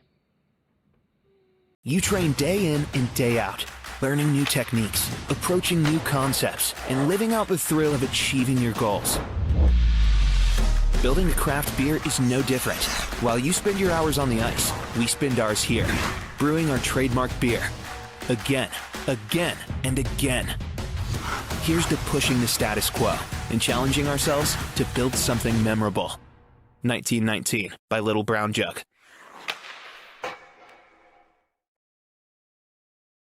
All right, this is going to be fun. We have had our next guest on a number of times, talking about multiple Scotties championships, national championships, world championships, Olympic gold medals. But this is the first time we've ever brought her on, introducing her as a #1 best-selling author. Jennifer Jones with the new book Rockstar joins us now on WST. Jen, what's going on? Got a book out, not much. Congratulations. I know the launch was last week, and obviously the reception's been amazing. Tell us about it. Yeah, it's blown me away, to be honest. It's just been way more than I could have ever imagined. The book launch at McNally Robinson was jammed full of people. It warmed my heart. Like it was crazy. I couldn't believe it. And then it's selling really well. So it's been fun, but the whole process has been great. It allowed me to reflect on my curling career and really just kind of remember all the great times. Listen, people have been in Manitoba in particular have been following your curling career from getting started to, the greatest heights in the sport. There's so many stories in there, but how did it come to be that you even thought about writing a book, and what was the process like? We talked about it for so long. Like we said, we have to write a book, or there needs to be a book, or Jen, you got to write a book. And so when I retired, it was on the top of my mind. I thought, I should do this I should write a book before I forget all the stories. I'm not getting any younger, so I have to try to remember all these things. And then I was everything aligned, and the publisher was interested in having me write the book. And so I wrote it quite quickly. So it's a long process. You write the book, and then it kind of goes through all the publishing thing. Like I finished writing the book a few months ago, and then all of a sudden now it's in stores. So it's pretty exciting. We've spent so much time talking about the incredible heights that you've achieved for obvious reasons, but I imagine the book gets into some of the biggest challenges you had over the course of your career. It's not all winning and gold medals. And listen, especially with curling, for someone like yourself that's a wife and a mother, that balance between, being the best in the world at something and also trying to be the best for the people that need you every day, I'm sure was one of the bigger ones that you had throughout the career. Yeah, no, for sure. There's so many challenges. So I talk about that, and just more like how I grew as a person and how you overcome that. And then you have kids and you add all of that in there, and you want to try to be this good role model for your kids, but for others that are watching, it was definitely an evolution for me. And you realize, some things are just, you take so much pride in, and you realize the impact that you can make. And so I talk a lot about that and how I evolved as a person.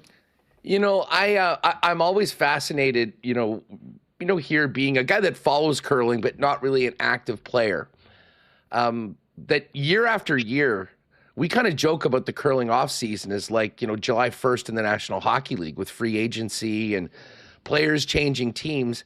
It seems like it's a little different now, but I'll go back a little bit.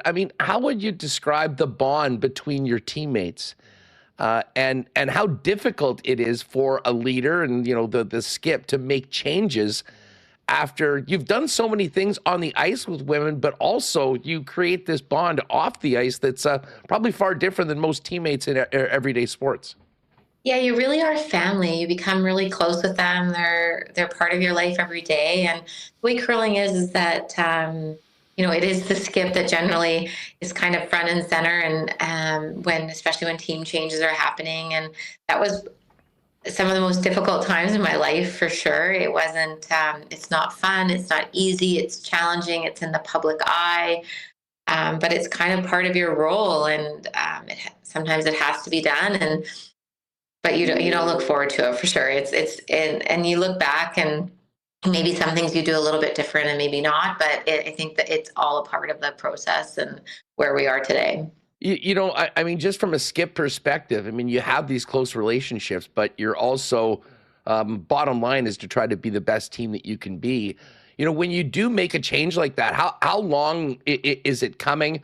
Or is it one of those things like, when you realize you have to make a change that, you do it immediately? Or is it all basically done around these 4-year windows that you realize that you're sort of locked in with these people with one ultimate goal, and when that doesn't happen, it's time to change course? Yeah, I think years gone by, it was just kind of whenever. And then all of a sudden the Olympics came and you're always in this quadrennial. So you kind of commit as a team for 4 years, but you'll reevaluate year after year if it's not working out, and you might have to make some changes. But for the most part, 15 years ago was after a 4-year cycle. That's when you'd start fresh and you'd figure out what you need to do next. But now you're seeing team changes in the middle of the season, like at the end of the season.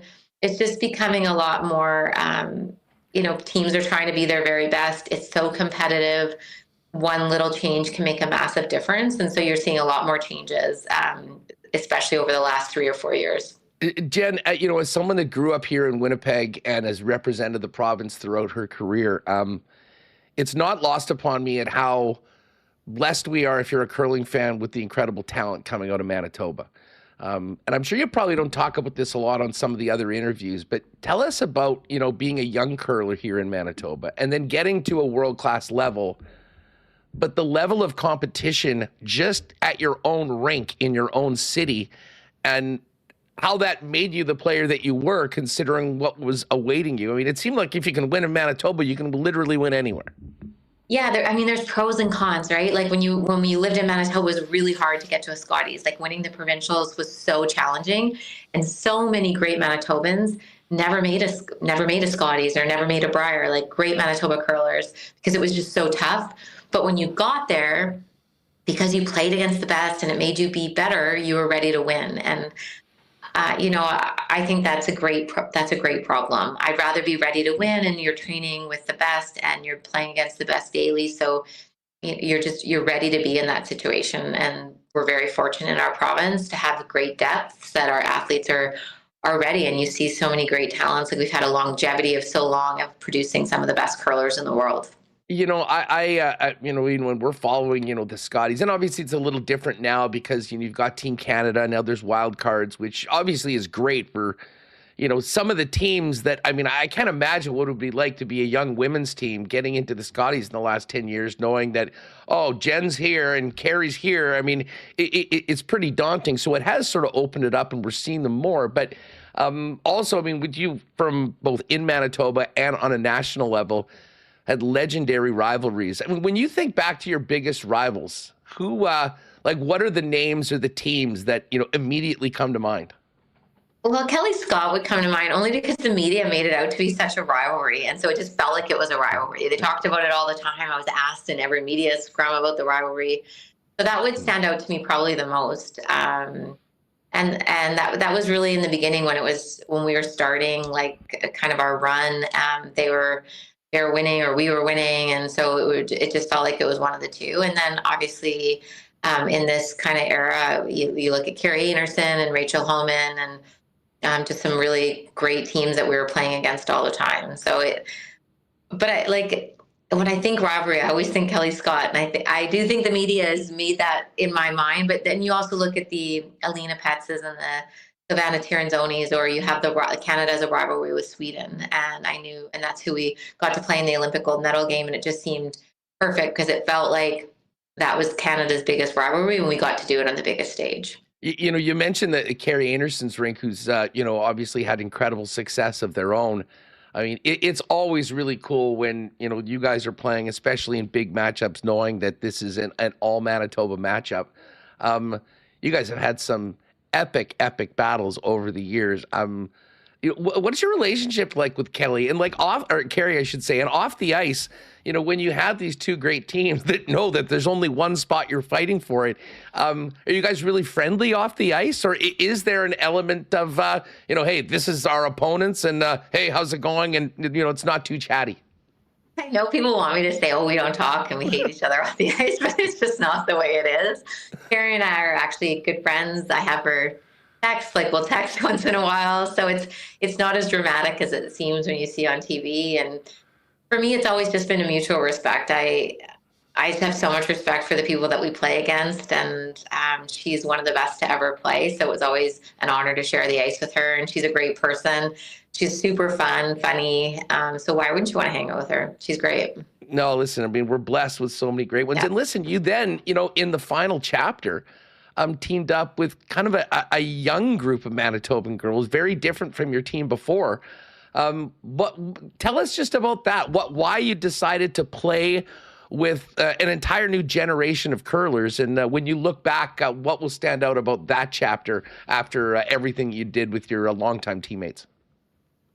Yeah, honestly, it was the best way to end my career. I feel very grateful for those girls, and I wasn't sure if I had another 4 years in me after I retired, but I felt like I still wanted to play, and I felt like I could still play at the highest level, and I had all this knowledge and experience that I wanted to share with the next generation. And you look at, everybody's Canadian curling and how it's growing around the world. Well, in order for us to keep up with the world, we have to be at our very best. And I just felt like I had this information that I could share and maybe help who I thought were the next kind of generation of the best Canadian curlers to be their very best. And we were able to win a slam, and we won some events. We were ranked high. We came very close to winning a Scotties. And so for me, those couple of years, I got to kind of fall in love with curling all over again. Not that I fell out of love with it, but I got to remember when I was young and see curling through their eyes, see their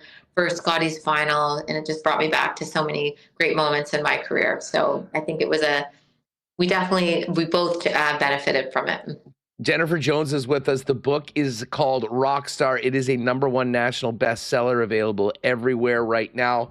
I'm just thinking about the final team you played with Mackenzie and the younger players, and it got me thinking about now, post-playing career.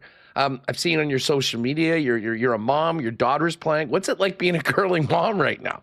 Oh, it's the best. She loves it. One of my daughters loves it, and I don't care what they do. I just love being a mom. Like, I love it. And I love cheering for them and supporting them. And I said when I retired, I want to embarrass them. I want to be cheering with my pom-poms front and center, and kind of like what my parents did for me, because it makes you feel so loved and supported and special. And those are the memories you remember from your childhood. So I love it. I think Isabella will play for a long time. She seems to really enjoy it, and she understands the game. And so I can't wait to help her try to be her very best. Does everyone expect her to be a complete shark just because of who her mom happens to be? Yeah, like I felt bad because I don't want her to feel the pressure. It's hard to, you go into the St. Vital Curling Club and there's like all these banners, but it's also good. She's got to be around curling and learn curling, so she understands curling better than anyone I've ever seen at her age. And so that's kind of a bonus. And Brent and I really want to help her teams. So it's good. Like, and she doesn't feel the pressure. She loves that we want to help and that we want to support her. And she doesn't feel like there's any expectations, which is great. Jennifer, I have to ask you about what's next. And of course there's mixed with your husband, Brent, which is, really cool to have that section of the sport growing and now being an Olympic sport. But listen, curling fans can't get enough of Jen Jones, and they're going to be seeing her more.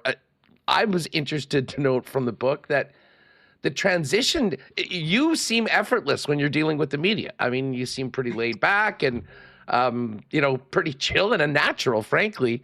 But it wasn't always, and doesn't seem maybe as easy as it is. Fill us in on the struggles that you had with the media and the spotlight earlier, and how you've handled that now going into being one of the faces of the Sportsnet curling coverage.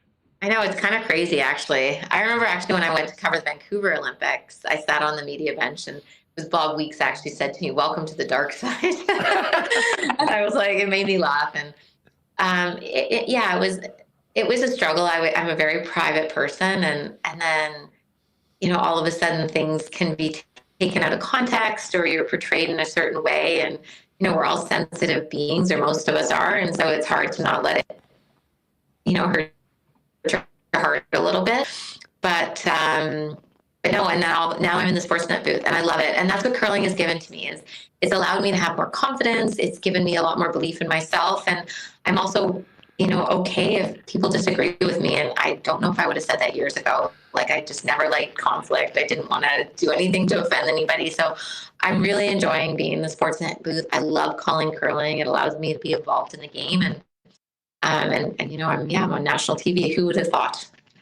Well, I'll tell you what, now that you are on the dark side, I love it because we can hit you up and talk a little curling maybe during the season at some point.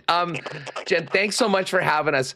The book, folks, is Rockstar. It was just released last week, #1 national bestseller. Of course, the launch was at McNally. You can pick it up there or anywhere in around town where you get books. Jen, congratulations on another amazing performance from all accounts. You've always got another shot in the bag, if you were. We can't wait to see you on the tube this year, and hopefully we can talk to you around some of the bigger events on Winnipeg Sports Talk as well. Congratulations and all the best with the book. You got it. And I always say never a dull moment, and happy to come on anytime. So thanks for having me. All right. Thanks so much to Jen for jumping on with us today. And again, get the book, Rockstar, wherever you get your favorite literature. And let's keep her at the top of the charts. Great comments coming in for Jen in the chat. Always love when she comes on. And yeah, I mean, you know me, I love talking a little curling. Can't talk curling in Winnipeg, Manitoba. Where the hell can you talk it? So we'll lean on Jen this season to come on and grace us not only with her pleasure, but her knowledge about what's happening in around the roaring game. Pat Gregoire is going to join us in just a minute. Assiniboia Downs, great week for the Huss for our picks this week. Remis was right on my ass and made up the entire ground that I had up that big win at the start of the season. But I'm back-to-back triactors. It was nice. And I will now focus on next Tuesday and Wednesday to try to keep it going. There is still one more Monday night of racing, live racing, on the 15th of September. So if you are looking for Monday nights, you got one more. But we're rolling Tuesday, Wednesday for live racing at ASD right through until the beginning of October and Canadian Thanksgiving. Again, Tuesdays and Wednesday nights, 7:30 post time. And check out assiniboiadowns.com for more. And don't forget to reserve a table in the dining room, especially now that it's getting a little cooler. Might be a great place to spend the night. And Pat and I, it'll be a couple weeks before we dive into the Ryder Cup, but golf season is not over. To many, the biggest event of the year is coming up later on this month. Bethpage Black, both the teams have been named. We'll be doing plenty of Breezy Bend golf reports in and around the Ryder Cup. But in the meantime, if you're thinking about next season, looking for a great private course to make your long-term golfing home, now's a great time to get in ahead of what we'll expect it to be another year where there'll be a waiting list at Breezy Bend. Give Corey Johnson a call at 895-7205 or find out more information at breezybend.ca about making Breezy your golfing home for 2026. All right, let's bring in P. Greggy. Pat, Jake, and myself kick off a new season of NFL picks tomorrow morning with the first weekly NFL WST Winners Show. Pat, it's great to talk to you today, and I know all of us have been staring at Coolbet and these lines all week, getting ready for week one. But we'll worry about the entire slate on Sunday tomorrow at 10 a.m. here live on Winnipeg Sports Talk. Tonight, the wait is over and the NFL is back. You must be fired up. It's finally back. I'm all sorts of fired up. I'll be honest, not so fired up that I have to follow Jen Jones. I mean, how am I going to fill those shoes coming on? I'm also, you see a lot of books back here. I'm going to also have to get Rockstar. Big reader. Yeah. Big novel guy, Pat Gregoire. But no, in all seriousness, I'm really fired up for this. I think that, of course, could you have maybe have given us a closer spread, a closer matchup for this game? Maybe a bit of a tease here, though, Huss. I think this game's going to be a little bit closer than a lot of folks, including the odds makers, seem to believe that it will be. I'm with you as well. And you know, it's funny. And again, we'll dive into this tomorrow, with our favorite picks against the spread, some player props, a touchdown score. We'll make some fun parlays to throw up at Coolbet that you can jump on after the fellas give us a little boost. But to me, the biggest story of the first week in the NFL is the fact that 75% of the games nearly are expected to be within 3 points, at least by the point spread. Or sorry, a little bit less, but 10 of 16 games have pick'ems to 2.5 point spreads, which is just a wild number. We were talking off air about people doing survivor pools and getting their picks in this week. Well, this game tonight is the biggest spread on the board. The Philadelphia Eagles are the biggest favorite. And often we've seen home teams that raise the banner do very well. We often don't have these divisional matchups, though. And let me just tell you, as this spread has risen to 8.5 this week, I can't help but think people are missing a little bit about why the Dallas Cowboys made the Micah Parsons trade. No, listen, the number one reason is probably Jerry Jones's ego. The number two reason is he's the one GM that could actually do it because he's not firing himself. But if you did hear Jerry and the Cowboys talk about this afterwards, yes, they figured they had a problem, but I also don't think that they felt comfortable paying the $47 million a year that the Packers ended up giving Micah Parsons, considering the consistency or lack thereof in some of their biggest games. Kenny Clark coming back was sort of an afterthought. No one thinks about Kenny Clark. He's like the footnote to the trade. But this guy is going to sit there in front of center, clogging up run lanes, and will absolutely, at least in the short term, help the Cowboys' run game. Why do you think they wanted to do that? Because they're in a division with the Philadelphia Eagles, and Saquon Barkley's coming off a historic season. There is something to be said that the Dallas Cowboys today are a much more better team to go up against Philly and the run-based offense that Sirianni rolls, led by Saquon Barkley, than they were a week ago. So for the spread to go 2 points the other way, thinking, oh, Micah Parsons there, they can't do anything, I think is a little bit short-sighted. Dallas on the offensive side of the football, I think, are going to get theirs. Now, if the defense does take a step back overall and they're giving up a ton of points, it's great for fantasy. It's great for our Dak 12-1 future, which you can still get before game time to lead the league in passing yards. It'll be great for fantasy owners of CeeDee Lamb and George Pickens. And here's the thing. I mean, there's a lot of questions I have about Dallas. Their ability to score points and move the football through the air is not one of them. So for me tonight, I think they go in there without high expectations, but with a mission to prove that they can play competitive football with the best team in the NFL coming out of last season and the team to beat in their division. To me, Pat, this is just too many points. We'll get into a couple of player props on there, but I do think that Dallas is going to be stouter on the run. I think they'll force Jalen Hurts to, more so than most, put the ball into the air. Not that that won't work. I mean, the guy's got a Super Bowl ring. He's a hell of a quarterback. But to me, I think Dallas is live in this game. I don't think they're going to win, but I certainly don't think they're going to get humiliated and lose by 20 or 25. Could happen. We've been wrong more often than not in week one before. But I'm in on Dallas plus 8.5. I just think it's too big.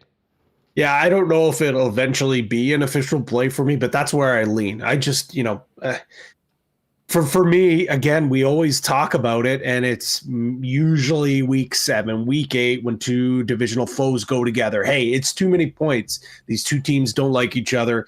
The other team gets paid as well. You laid it out perfectly, so I don't really think I have to go into it too much more. But one way that I'd be maybe thinking about playing this game is a teaser. Everyone knows Patty G's loves his tease.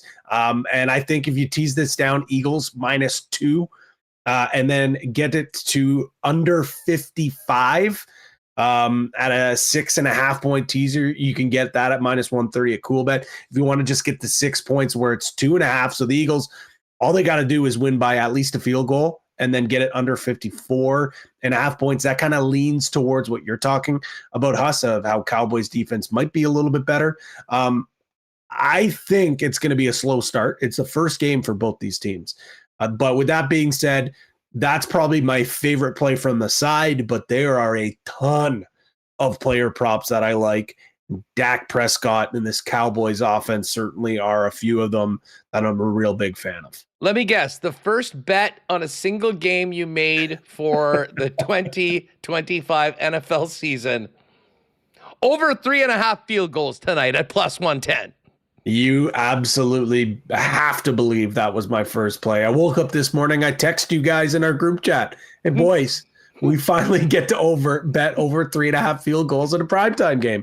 It's the best bet going. And when you talk about two guys that are stone cold killers that have long legs, and I think if we're going to be talking about teams that are kind of struggling to find their way offensively to start, I think both teams are going to take their chances with some early field goals early on. And to be quite honest, it doesn't matter which side it was going to be. We have to start the year off with an over 3.5 field goal. We have to. It would be unjust if we didn't. What about over the total, 48.5? Like, I think if you think Dallas can score, like if Dallas can put up 21 points, this game probably goes over.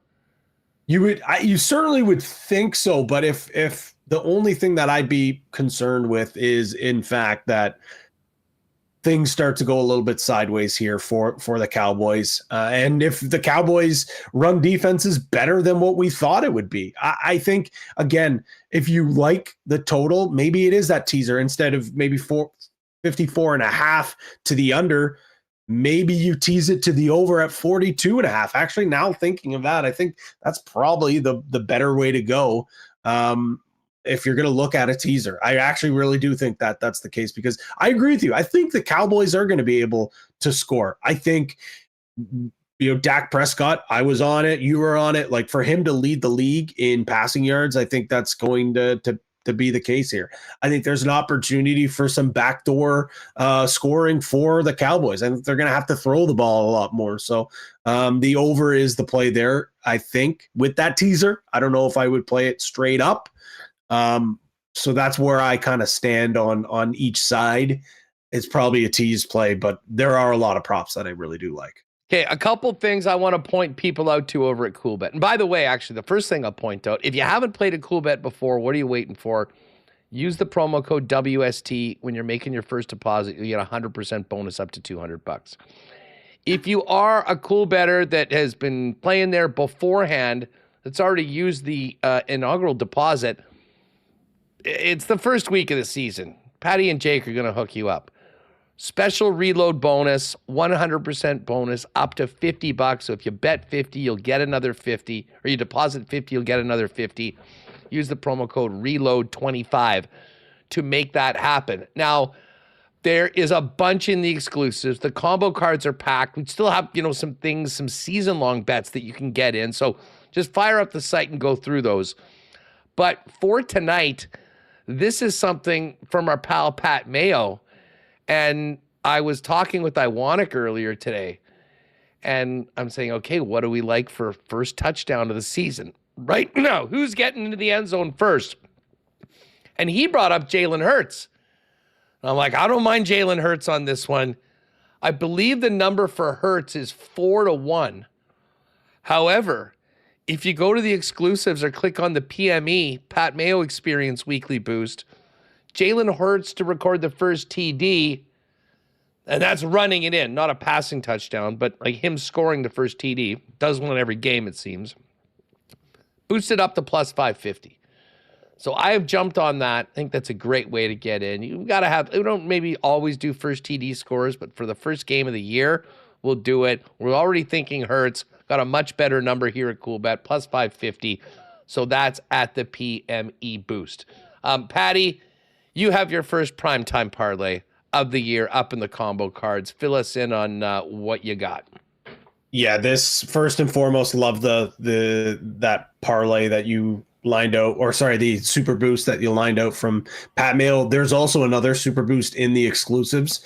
Barkley, just to score a touchdown. Not first, not last, anytime. You can get that at plus 100. Which is by far the best number out there in the entire market. So that's another one I'm going to hit. But Patty's Primetime Parlay, it's back, and it's in the same format that we normally see. Of course, the automatic over 3.5 field goals. Yes. Jalen Hurts, anytime touchdown, Doesn't need to be the first, even though I like him to score the first one. And although I'm high on Dak Prescott this year to do a lot of magnificent things, he's going to try to force the ball. He's going to try to make it rain. And even when Dak Prescott's playing great, 300 plus yards, 3 passing TDs, the guy is always due for a, why did I throw that ball? Interception. Got to get a touch of Dak to get an INT as well. So that is plus 434, but we've boosted all the way up to plus 449. All right. Now, there's a whole bunch of other really cool. I mean, the guys went all out for the opening game. Fly, Eagles, fly. A.J. Brown, Jalen Hurts, Barkley to score touchdowns, boosted from 636 to plus 807. We got a how about them Cowboys at plus 852. CD touchdown, Dak over 24, 244.5. And George Pickens over 55.5. You know, if you're on the Cowboys, that is a very realistic parlay to happen. It's plus 852. And then the run Eagles run. Barkley long run over 21.5. Hurts over 36.5. Barkley over 94.5. That's boosted plus 551. I will not be on that because I'm actually on the other side. I'm eating the Kenny Clark cheese coming from Wisconsin down to Texas. I think he will significantly help this Cowboys run defense. Does it work in week 1? I guess we'll see. But the Cowboys are going to be incredibly focused on Barkley. Not that every team wasn't last year as well, and he did what he did. But I do think that there's a good chance that they can keep him in check to a degree. He's got a big total, 94.5. I'm taking the under on Saquon Barkley. And if you go down to Winnipeg Sports Talk Parlay, we've got a ride with Huss. I'm taking Barkley under 94.5 rushing yards, CeeDee Lamb to go over 72.5 receiving yards, and the Cowboys at plus 8. That one is in there at plus 525. By the way, if you also want to jump on Saints to be the worst team in the league, have the most regular season losses, gave us a nice boost on that, up to plus 460.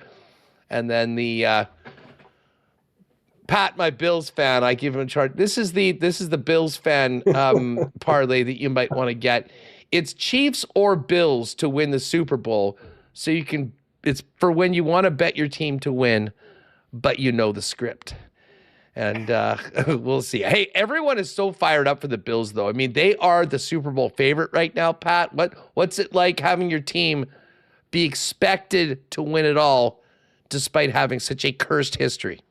Well, I think last year was probably the first year in a few years where a lot of people weren't on the Buffalo Bills, and you could argue it was probably one of the best chances that they had to go deep until you read the script. But this offense last year proved that you don't really need a big number one, and that if you have an elite quarterback, if you've got a strong O-line and a strong run game, that everyone can eat, and they did get theirs. Some guys went up for seconds where others did not, but the regular season, who cares? I think it's, you can set your clock, at least for now, with the Buffalo Bills winning the AFC East and most likely getting home field advantage for at least the first couple of games of the playoffs. We'll see what happens if they do get it to the conference, but I'm tempering my expectations like I always do. I think they're going to be a great regular season team.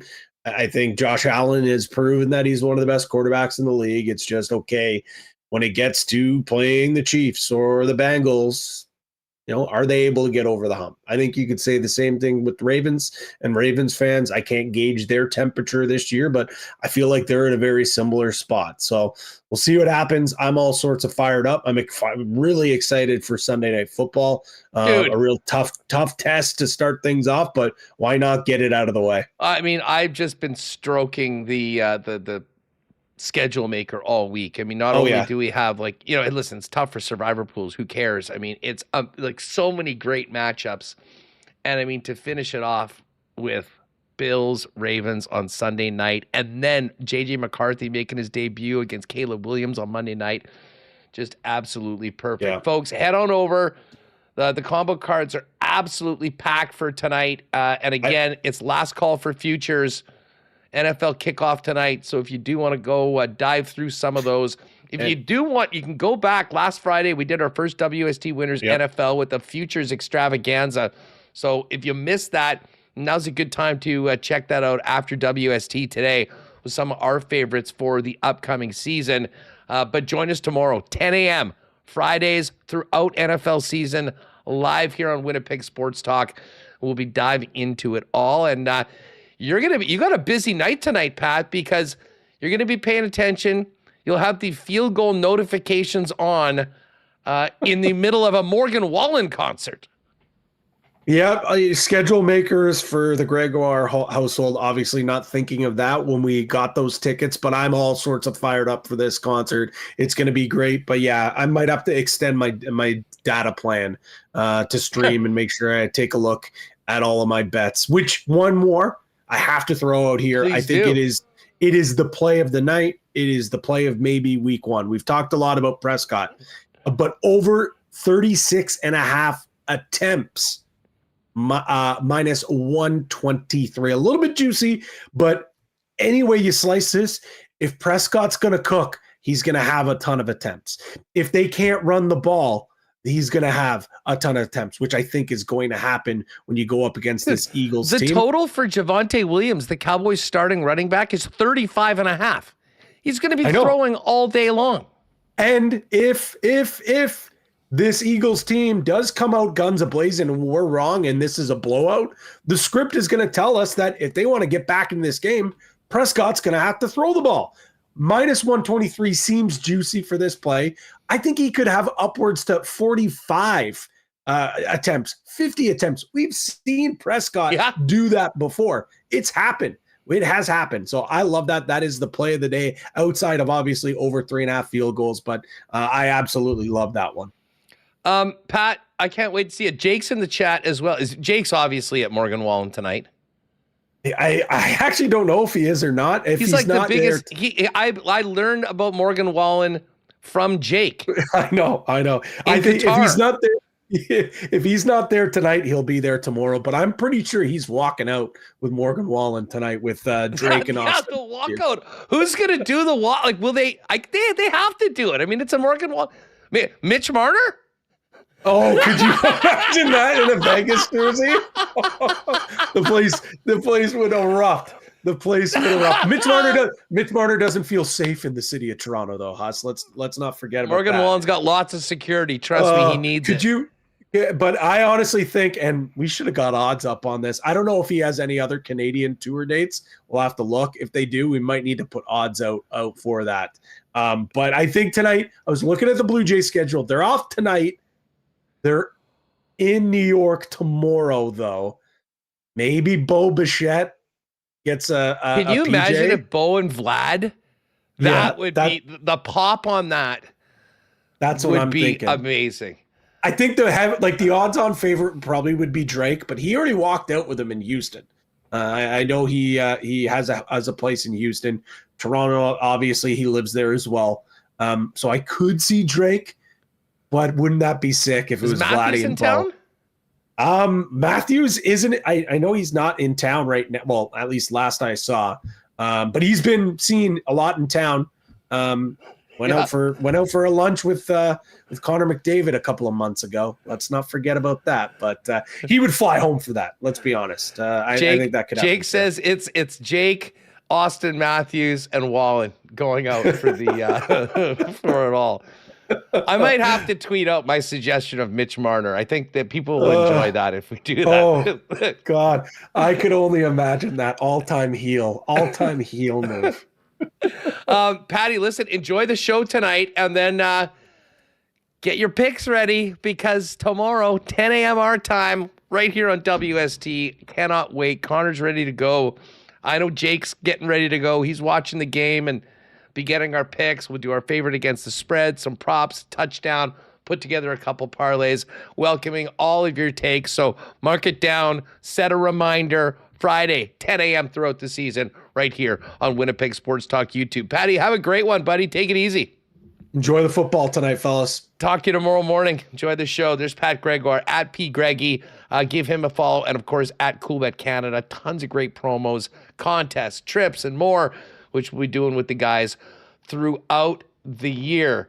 All right, I do want to get fan feedback coming in here. And listen, of course, fan feedback's brought to you by Fans First, your number one spot for buying and selling Winnipeg tickets on the resale market.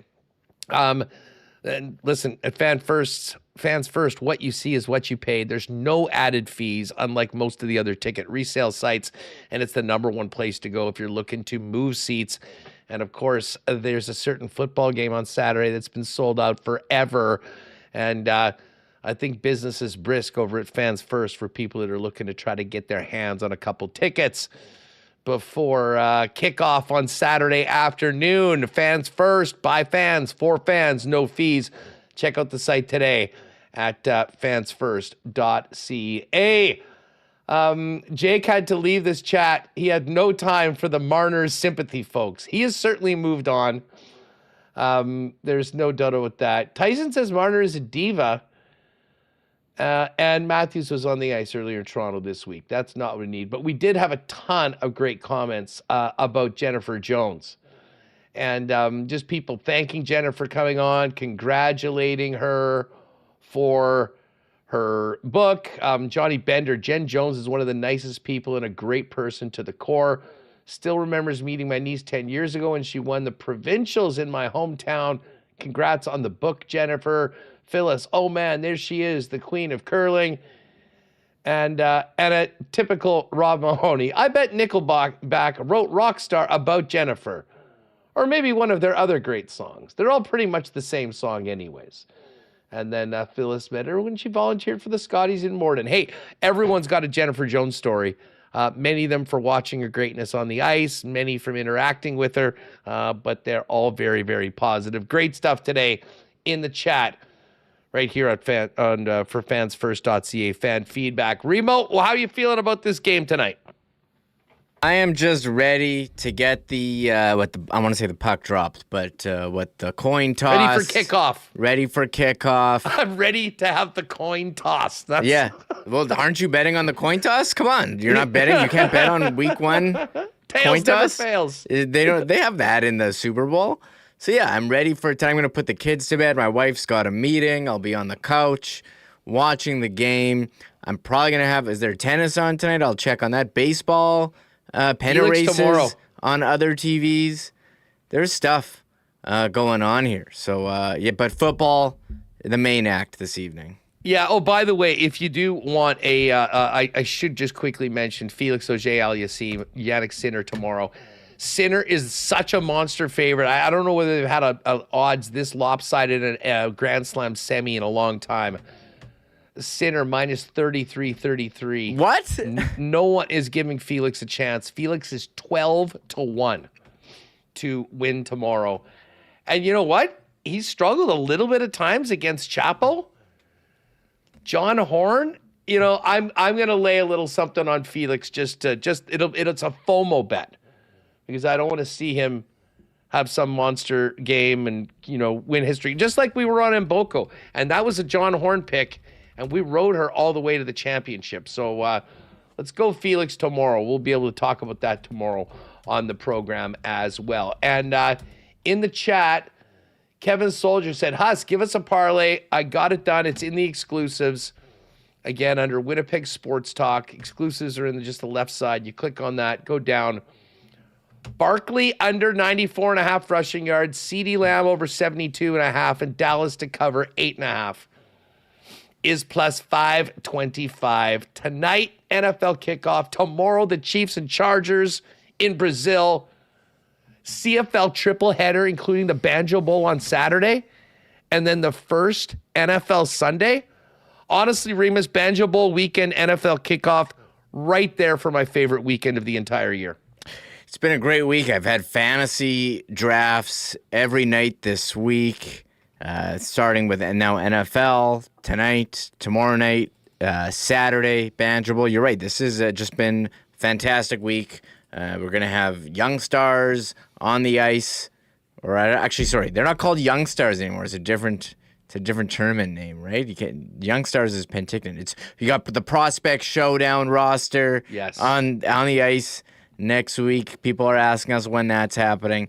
So yeah, lots going on here. It's all happening. Very hectic. Kids back to school, back to work. Summer's officially over. I mean, we just had the last nice weekend of the year. Maybe we'll have some good weather for the Banjo Bowl. But I just had, like, Jordan Younger broke out the Grey Cup toque yesterday.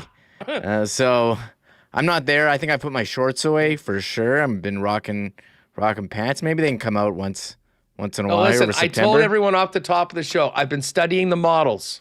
I've got good news for you. It's going to warm up significantly, and we're going to have a very, very, very nice last half of September.